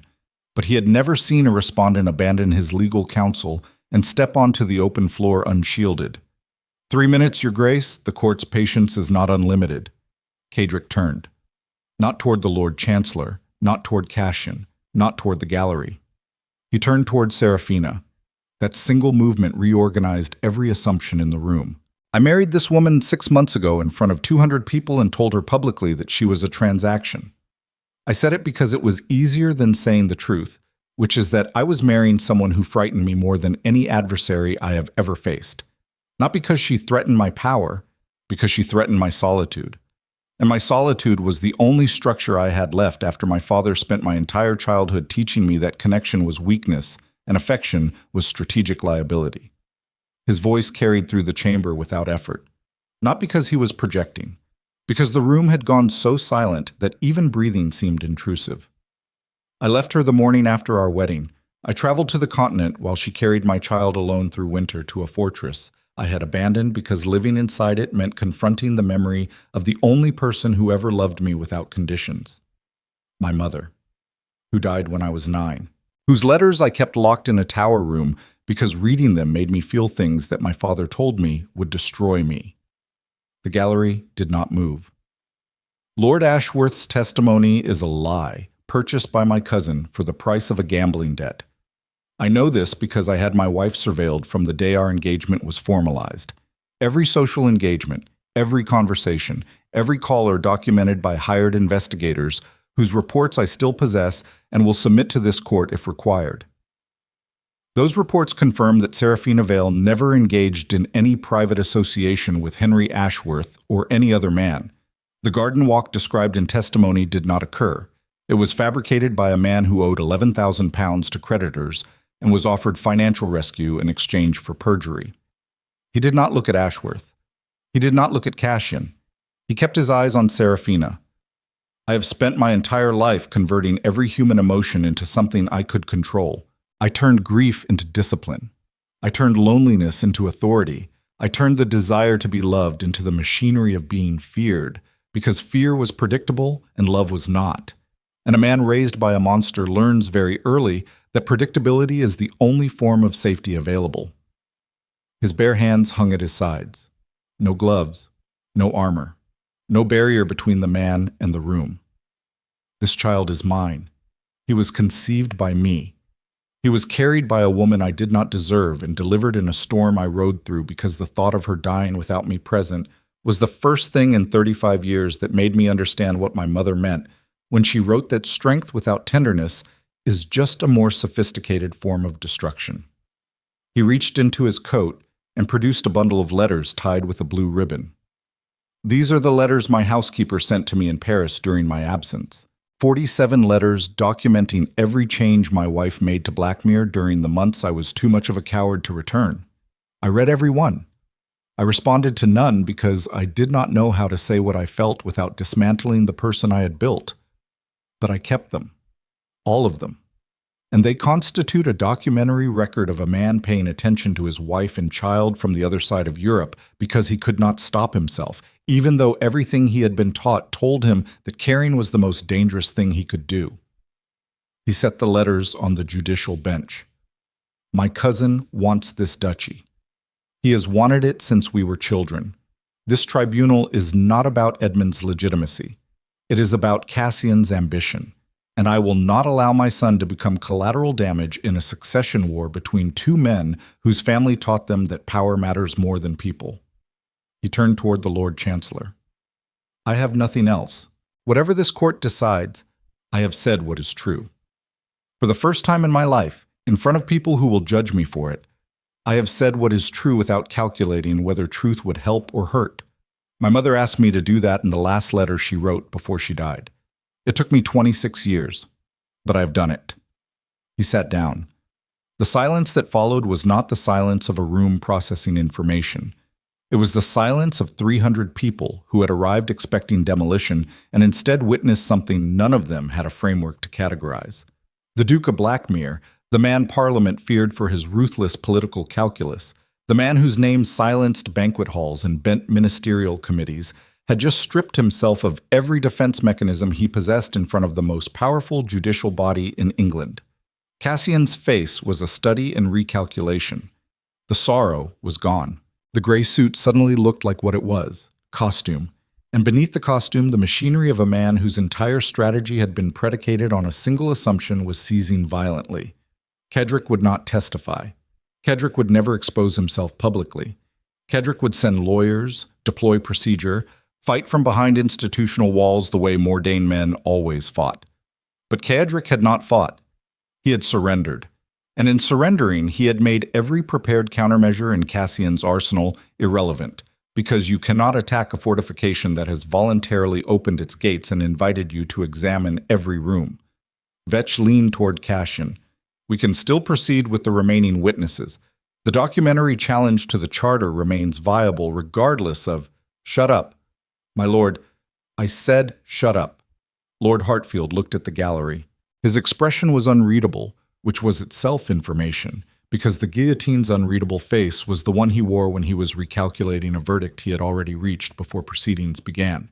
He looked at the letters on the bench.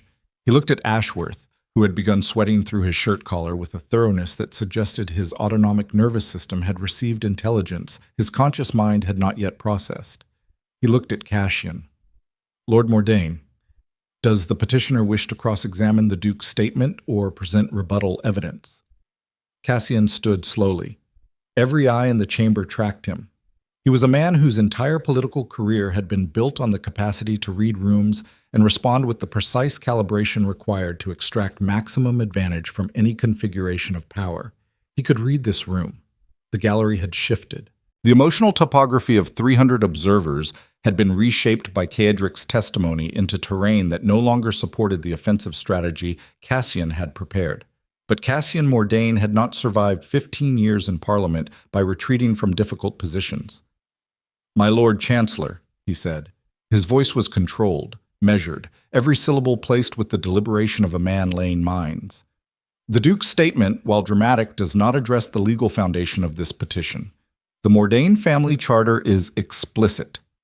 A child conceived before marriage requires formal proof of paternity beyond the father's assertion.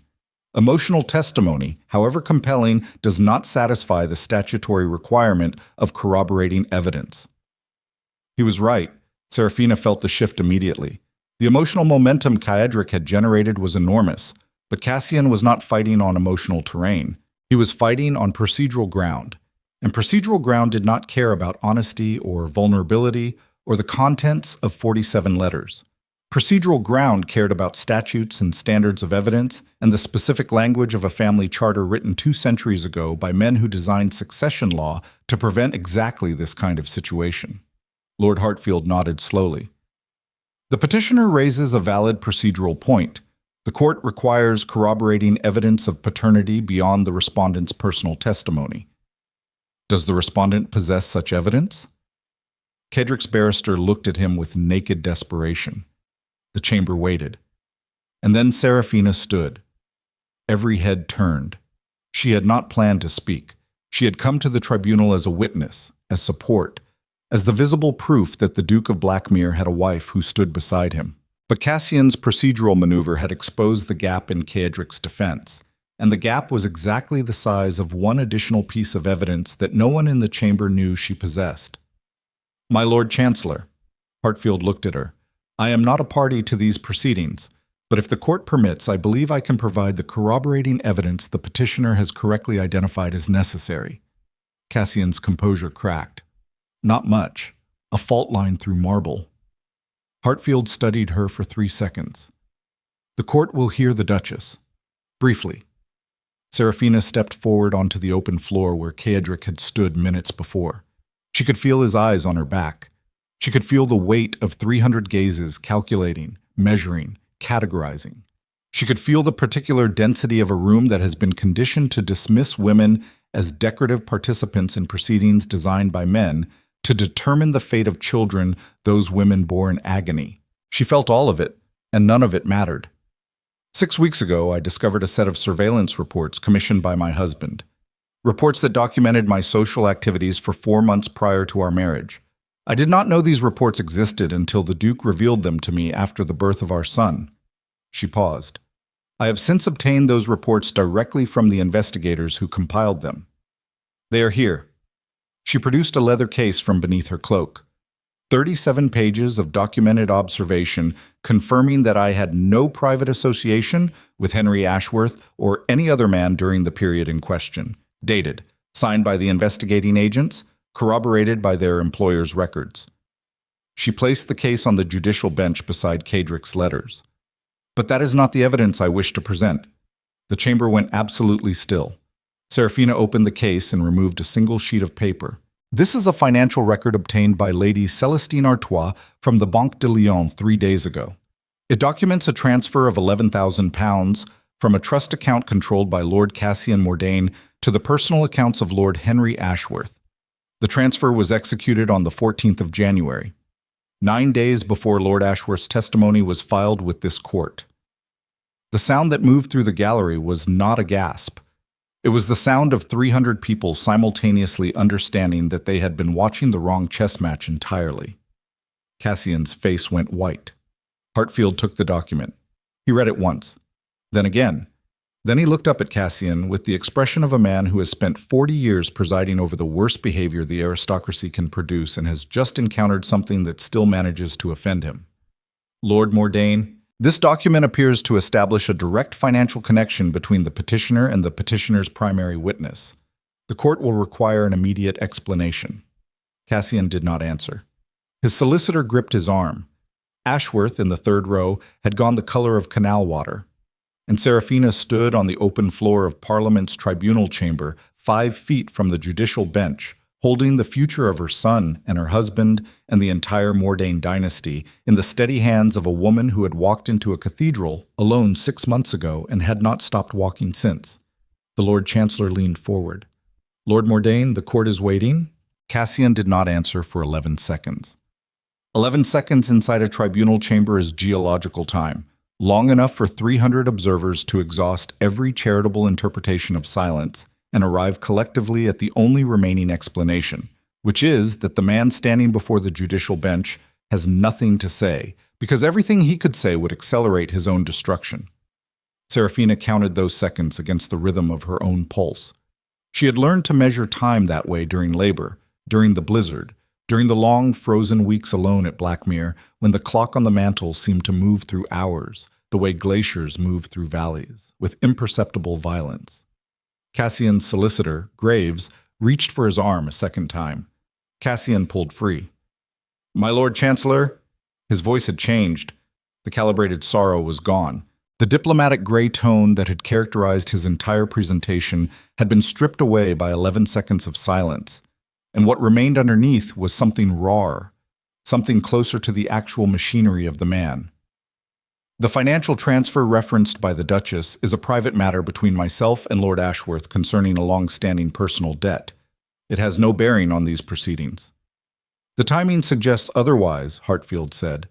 Timing is circumstantial, my lord, not evidentiary. That determination belongs to this court, Lord Mordain, not to the petitioner. Hartfield set the banking document beside the surveillance reports and the 47 letters. 3 stacks of evidence arranged on the judicial bench like the components of a detonation sequence. The court will recess for 1 hour to examine the materials submitted. During that recess, Lord Ashworth will remain available for recall. Any attempt to leave these premises before the court reconvenes will be treated as contempt. The gavel struck once. The chamber erupted into the particular chaos that follows the collapse of a controlled narrative, 300 voices releasing simultaneously the tension that had been accumulating since Cedric first stepped onto the open floor. The sound was not conversation, it was pressure equalization. The acoustic equivalent of a sealed chamber suddenly opened to atmosphere. Seraphina returned to her seat. Her hands were shaking. She pressed them flat against her thighs and held them there until the tremor subsided, a technique she had developed during the weeks at Blackmere. When the isolation became so complete that her body began producing anxiety, her mind refused to acknowledge. The hands always betrayed her first. Everything else she could control. The voice, the posture, the expression calibrated to communicate whatever the situation required. But the hands operated on a different circuit, one connected directly to the animal machinery beneath the social architecture, and that machinery did not care about composure or strategy or the appearance of strength. It cared about survival. Cedric leaned toward her without turning his head. "Where did you get the banking record?" "Lady Celestine." "I did not ask her to." "I did. 3 days ago. When you were preparing your testimony, I contacted her through a courier Mrs. Hargrove recommended. I told her that Cassian's case depended entirely on purchase testimony and that the only way to prove the purchase was through the financial transaction that funded it. And she obtained the record from the Banque de Lyon in 3 days. She obtained it in 36 hours. She is, as you mentioned, very formidable." Cedric exhaled. Not a sigh. Something structural. The controlled release of pressure from a system that had been operating beyond its design tolerances. "You built a secondary defense without telling me. You built a surveillance operation without telling me. Consider us, even." He turned his head and looked at her fully. The expression on his face was not gratitude, though gratitude was present somewhere in the architecture. It was recognition. The specific recognition that occurs when a person trained to operate alone discovers that someone else has been running parallel calculations toward the same objective. Not as a subordinate executing orders, but as an equal, reading the same battlefield and arriving at complementary conclusions through independent analysis. "We are not even," he said quietly. "We will never be even. What you did at that altar cost you more than anything I have ever risked in my life, because you had nothing to gain and everything to lose, and you did it in front of 300 people who wanted to watch you fail. I did not do it for the gallery." "I know. That is precisely the point." The recess lasted 73 minutes. During that time, Seraphina watched the political ecosystem of the gallery reorganize itself in real time. Alliances that had solidified around Cassian's petition began liquefying as the implications of the banking document spread through whispered channels from row to row. Lord Pemberton, who had arrived seated beside Cassian's allies in the 4th row, relocated to the 7th row beside neutral observers. Lady Ashworth, whose commentary at the wedding reception had helped establish the social narrative of Seraphina's humiliation, left the chamber entirely and did not return. 3 members of the Privy Council, who had been tracking the tribunal as a barometer of Blackmere's political stability, exchanged a series of glances that communicated in the silent language of men who have managed institutional power for decades, a collective recalculation of which Mordain represented the safer long-term investment. Henry Ashworth sat in the 3rd row and did not move. He stared at the floor between his feet with the particular focus of a man performing mental arithmetic on a debt that cannot be repaid in any currency he possesses. Seraphina watched him and felt something she had not expected. Not anger, not satisfaction. Something closer to exhaustion. The fatigue that follows extended combat when the adrenaline metabolizes and the body begins cataloging its actual condition. The torn muscles, the depleted reserves, the accumulated cost of sustained crisis that only becomes visible when the crisis begins to recede. Ashworth was a weak man. Not evil, not calculated.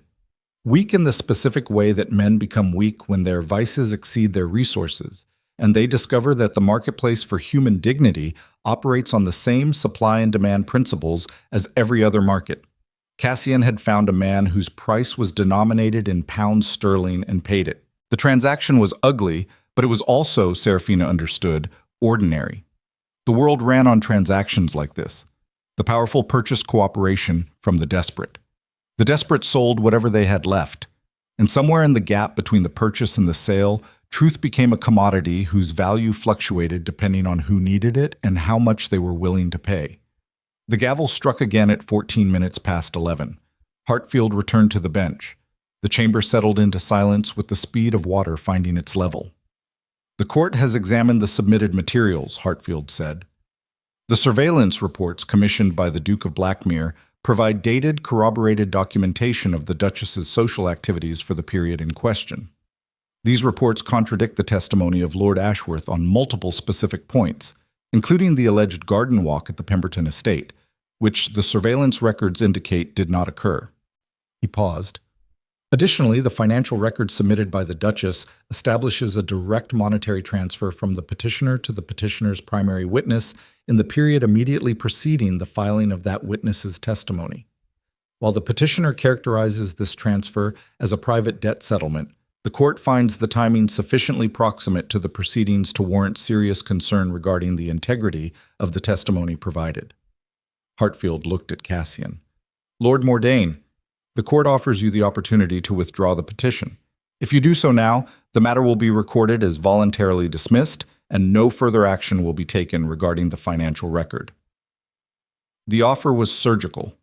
Hartfield was giving Cassian an exit, not because the Lord Chancellor felt merciful, but because pursuing the financial connection to its logical conclusion would mean a formal investigation into witness tampering, which would consume parliamentary resources, generate months of additional proceedings, and damage the institutional credibility of the tribunal system itself. The guillotine was not protecting Cassian. He was protecting the machinery.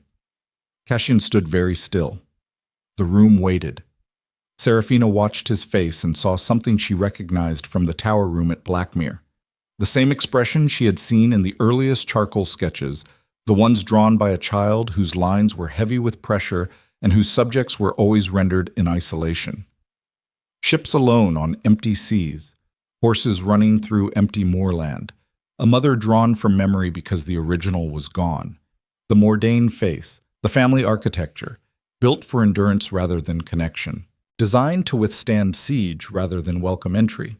Cassian wore it now, the face of a man whose fortress had been breached and who was calculating whether to surrender the gate or set fire to the interior and destroy everything rather than allow the enemy to occupy what he had built. "I withdraw the petition," he said. 4 words.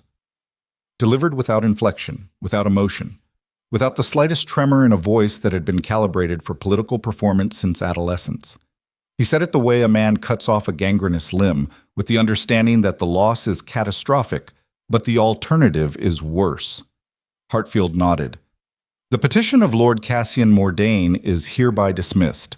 The succession of Edmund Mordain, son of Duke Cedric Mordain of Blackmere, and Duchess Seraphina Mordain, is affirmed without reservation. This tribunal is concluded." The gavel struck for the final time. The sound echoed through the chamber and died against the rain-streaked windows, and dissolved into the ambient noise of 300 people rising from their seats, and beginning the complex social choreography of departure, which in aristocratic London serves as the primary mechanism for redistributing political allegiance after a public shift in power dynamics. Cassian left the chamber without speaking to anyone. He walked through the gallery with the rigid precision of a man whose skeletal system is the only thing preventing collapse. Each step mechanically executed, each joint locked against the gravitational pull of a defeat so complete it had restructured the political landscape he would inhabit for the remainder of his career. Graves followed 3 steps behind, carrying the leather folios that now contained nothing except the documented architecture of a strategy that had failed not because it was poorly designed, but because it was designed to fight a version of Cedric Mordain that no longer existed. The man Cassian had prepared to fight, the fortress, the Duke who would never expose himself publicly, the cousin whose emotional defenses were so calcified that vulnerability was structurally impossible. That man had been Cassian's most reliable intelligence asset for 15 years. Every plan he had ever constructed against Blackmere had been built on the foundation of Cedric's predictability. His certainty that the Duke would always choose institutional defense over personal exposure. His absolute confidence that the man raised by a monster would continue behaving like one because that was the only behavioral template available. Cassian had not been defeated by evidence. He had been defeated by transformation, by the possibility, which his entire strategic framework had categorized as negligible, that a man might change. Outside the tribunal, the rain had stopped. London emerged from the storm the way cities always emerge from storms. Slowly, reluctantly, as though the infrastructure itself needs to verify that the worst has actually passed before committing to normalcy. Puddles reflected a sky that was shifting from charcoal to pale silver. Carriages began moving through streets that had been nearly empty since morning. The gas lights along Westminster Bridge dimmed as the natural light strengthened, creating a brief interval during which the city existed in both illumination systems simultaneously, the old and the new overlapping before one surrendered to the other. Cadric and Seraphina stood in the corridor outside the tribunal chamber. The crowd flowed around them. Solicitors, journalists, aristocrats performing the post-verdict calculations that would determine dinner invitations and political alignments for the coming season. None of them stopped. None of them spoke. The Duke and Duchess of Blackmere occupied a space that the social ecosystem had tacitly designated as private, the way a reef formation creates a pocket of still water inside a current, not because the current respects the reef, but because the physics of flow demand it. "It is over," Seraphina said. "The tribunal is over. What follows will take longer." "What follows?" "The reconstruction. Cassian's allies will need to be managed. The financial restructuring Lady Celestine arranged will need to be completed. The Mordain reputation, whatever it is now, will need to be rebuilt from materials I have never worked with before." "Which materials?" "Honesty. Consistency. The things you have been using since the day you arrived at Blackmere. I watched you do it for weeks through Mrs. Hargrove's letters, and I could not understand how you were producing results that I had failed to produce in 15 years of applying power to the same problems.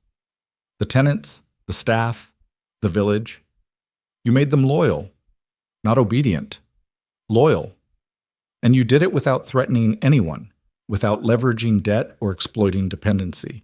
You simply showed up and told the truth and did what you said you would do." He paused. "That is a technology I was never taught. My father's curriculum did not include it." "It is not a technology, Cadric. It is just decency." Decency. He repeated the word as though testing a tool he had never held, turning it over, examining its weight, its balance, its fitness for the work ahead. "My father would have called that a vulnerability." "Your father is dead." His definitions expired with him. The carriage ride back to the London house took 20 minutes. They sat across from each other in the enclosed cab while the city moved past the windows, and the silence between them had completed its final transformation. It was no longer the silence of avoidance, no longer the silence of preparation. It was the silence of two people who have survived something together and are sitting inside the aftermath without needing to fill it with language, because the experience itself has said everything that language could approximate, and both of them understand that some forms of knowledge are better held than spoken. When they arrived at the house, Mrs. Hargrove met them at the door.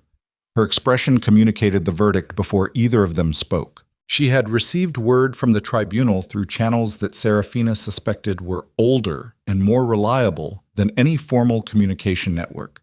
The invisible infrastructure of domestic intelligence that connected every great household in London through a web of servants, cooks, drivers, and laundresses whose collective surveillance capacity exceeded that of any governmental agency. "Edmund is sleeping," Mrs. Hargrove said. "He took his feed at 10 and has been quiet since." "Thank you, Mrs. Hargrove." "Your Grace." The housekeeper addressed Cadric directly, and something in her voice carried a weight that exceeded the ordinary dimensions of domestic communication. "I served your mother for 11 years. I have served this household for 30. Today is the first day I have been proud to do so." She turned and walked toward the kitchen. Cadric watched her go. She waited 30 years to say that. She waited 30 years for it to be true. They climbed the stairs to the nursery. Edmund lay in a travel cradle beside the window, wrapped in the ivory silk blanket from Blackmere, breathing with the shallow, rapid rhythm of a newborn, whose entire experience of the world consisted of warmth, milk, sleep, and the occasional protest against conditions he lacked the vocabulary to specify. The room was quiet. Late morning light filtered through lace curtains and fell across the cradle in patterns that shifted as clouds moved across the clearing sky outside. Kedrick stood beside the cradle and looked down at his son. The last time he had held this child was the night of the storm. The night he had ridden through a blizzard and arrived at Blackmere covered in snow and terror and knelt beside Seraphina's bed and spoken words that had been locked inside him for decades. He had held Edmund for perhaps 20 minutes that night, 20 minutes during which the entire architecture of his interior life had undergone the kind of catastrophic reorganization that occurs when a load-bearing wall is removed and the structure has to redistribute stress across members that were never designed to carry it. He reached into the cradle. The child stirred.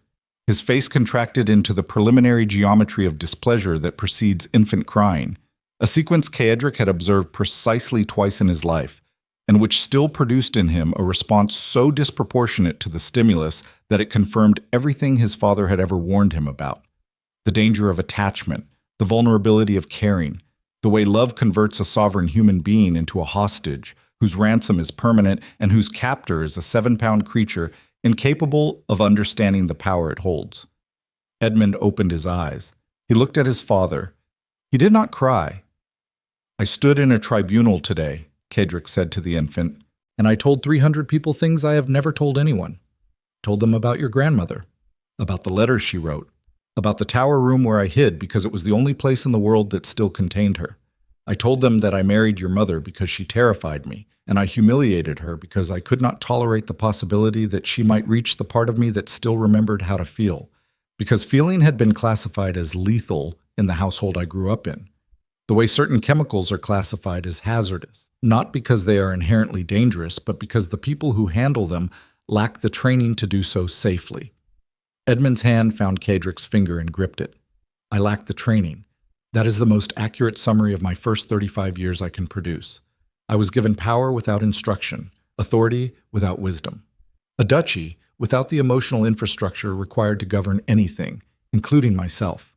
And the result was predictable. I governed through fear because fear was the only administrative tool in my inventory.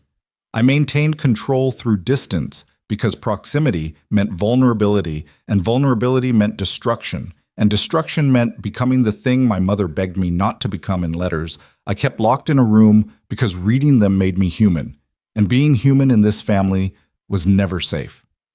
He lifted the child from the cradle and held him against his chest. "You will not inherit that. I cannot guarantee you will inherit wisdom or kindness or the ability to navigate this world without causing damage, because I have no evidence that those qualities are genetically transmissible and considerable evidence that they are not. But I can guarantee you will not inherit the specific belief that destroyed every Mordain who came before you.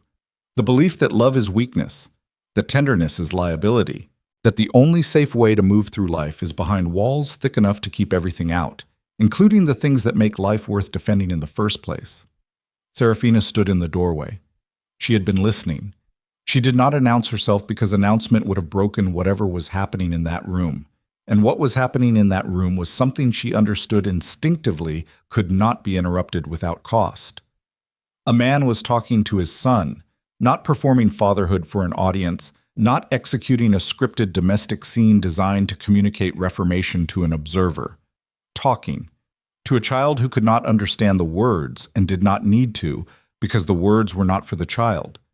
They were for the man speaking them.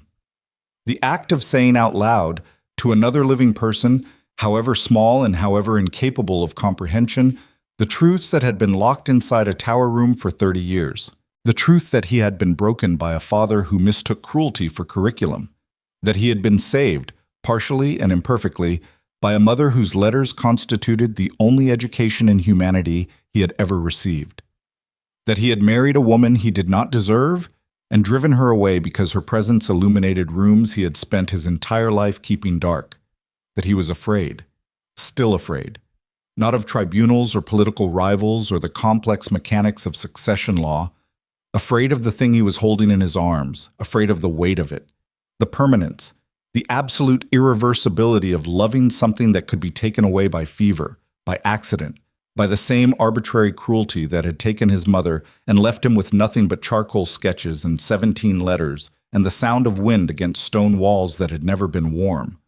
Seraphina entered the room. She did not speak. She crossed to where he stood and placed her hand against the back of his neck and left it there. And the gesture was so simple and so small that it should not have carried the weight it carried, but it did, because some gestures derive their significance not from their scale, but from their timing. And the timing of this one was precise enough to reach the exact location where 35 years of accumulated solitude had calcified into something that felt permanent, but was not.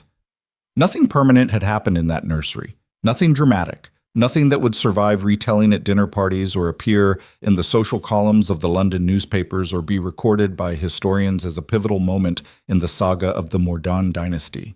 A man held his son. A woman touched the man's neck. A child breathed between them. The afternoon light shifted across the floor. Spring arrived at Blackmere 6 weeks later. The return journey north felt different in ways that resisted simple description. The same road. The same hedgerows giving way to moorland, giving way to black soil and stripped rock. The same sky pressing low against the earth as the carriage climbed toward the coast. But the interior atmosphere had changed. Seraphina sat beside Cedric rather than across from him. Edmund slept in a travel cradle wedged between the seats. Mrs. Hargrove and Briggs followed in a second carriage with the household luggage and the 47 letters which Cedric had requested be returned to him after the tribunal. When Blackmere Keep materialized on the cliff face, Seraphina did not feel the visceral dread that had accompanied her first approach. The fortress looked the same. The towers still disappeared into low cloud. The causeway still stretched across the drop to the churning sea below. The stone was still dark, still 12 feet thick in places, still radiating the particular hostility of architecture designed to make human beings feel insignificant. But smoke rose from 3 chimneys. Light glowed behind windows that had been dark for years. And at the causeway gate, 14 staff members stood waiting, not in rigid formation, not with the blank faces of servants trained through fear. They stood in the loose, slightly disorganized arrangement of people who had assembled voluntarily because they wanted to be present. And when the carriage stopped and the Duke stepped out carrying his son, something happened that had not happened at Blackmere Keep in living memory. Someone began clapping. Then another person, then a third. It spread through the small assembly with the tentative, accelerating rhythm of an event that has never occurred before and whose participants are discovering in real time that it is permitted. Not commanded, not performed for strategic purposes. Permitted. The authentic, unrehearsed expression of people who have watched a household transform from something they endured into something they inhabited, and who are now welcoming back the man whose absence had been the original wound. Cedric stopped on the causeway. He stood there with Edmund against his chest and the wind off the North Sea pressing against his back, and the sound of applause, thin and fragile and utterly unprecedented in the history of his family, reaching him across the gap between the carriage and the gate. Seraphina watched his face. He did not cry. He was not, and would likely never become, a man whose emotional expression included visible tears. But something moved behind his features that she had learned to read during the months of proximity and silence and gradual, incremental disclosure. A recalculation. Not strategic, structural. The redistribution of internal load that occurs when a man who has carried everything alone discovers that the ground beneath him has been reinforced by people he did not ask for help and who provided it anyway. He walked through the gate. The weeks that followed were unremarkable in the specific way that genuine transformation is always unremarkable. No single dramatic moment, no climactic confrontation, no scene that would satisfy the requirements of narrative architecture. Just the slow, patient, daily labor of 2 people learning to occupy the same space without the defensive mechanisms that had characterized their cohabitation from the beginning. Cedric opened the west wing, not symbolically, not through a formal ceremony or a grand domestic gesture. He simply told Mrs. Hargrove to unlock the doors and air the rooms and make the tower chamber accessible. The charcoal sketches remained on the walls. The wooden soldiers stayed on the table. Eleanor's letters were returned to their ribbon-bound bundle and placed in a glass case that Seraphina commissioned from a craftsman in the village, not as a memorial, but as an archive, something to be visited rather than hidden, honored rather than locked away. The glass houses on the southern face of the castle produced their first full crop in June.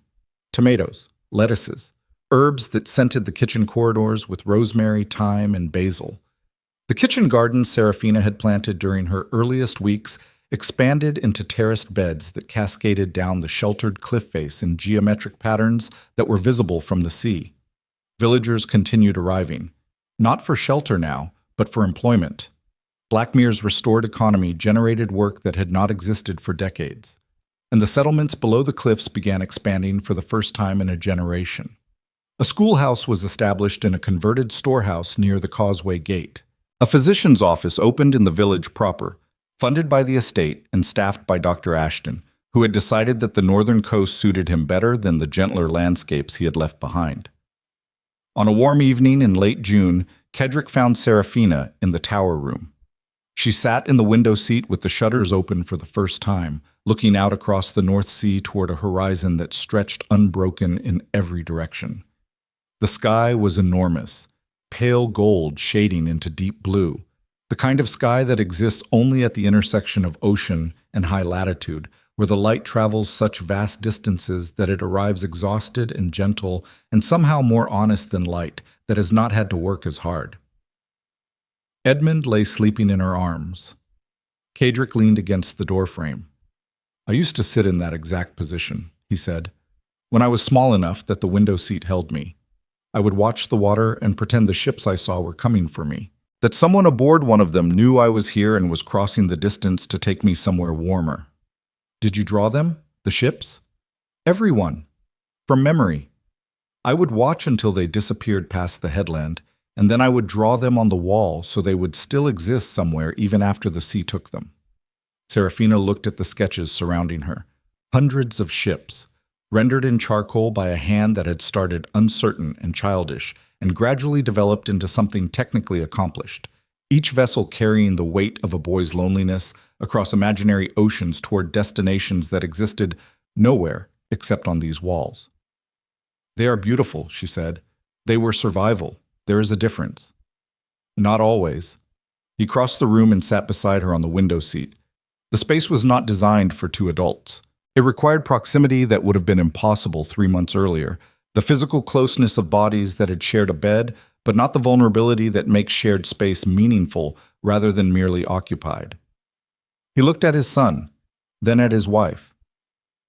"I want to tell you something, and I need you to understand that I am not saying it because the tribunal taught me that honesty produces better outcomes than concealment. I'm not saying it because it is strategically advantageous.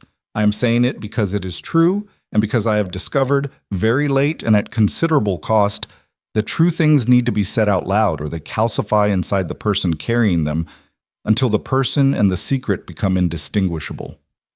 He took her hand. "I love you. I have loved you since the moment you answered me at that altar without flinching. I did not know what it was then. I had no vocabulary for it.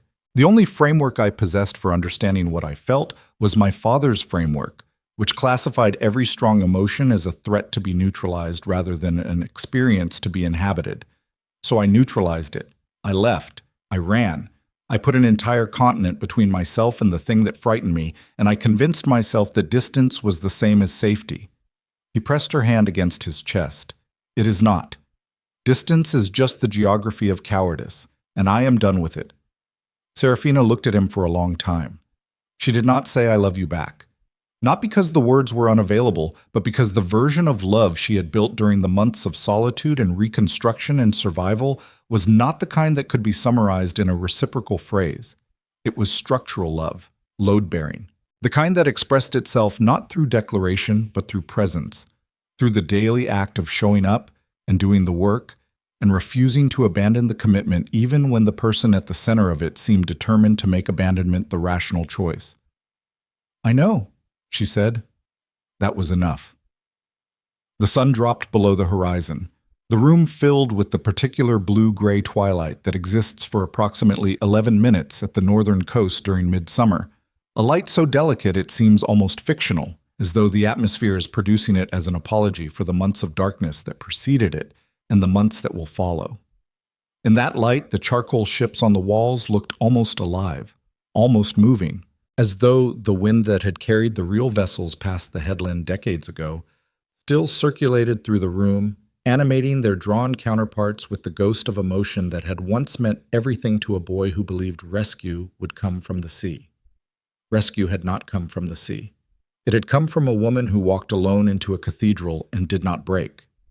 Outside, the North Sea moved against the cliffs of Blackmere with the same rhythm it had maintained for millennia, indifferent to the small dramas of the people who built their fortresses along its edge.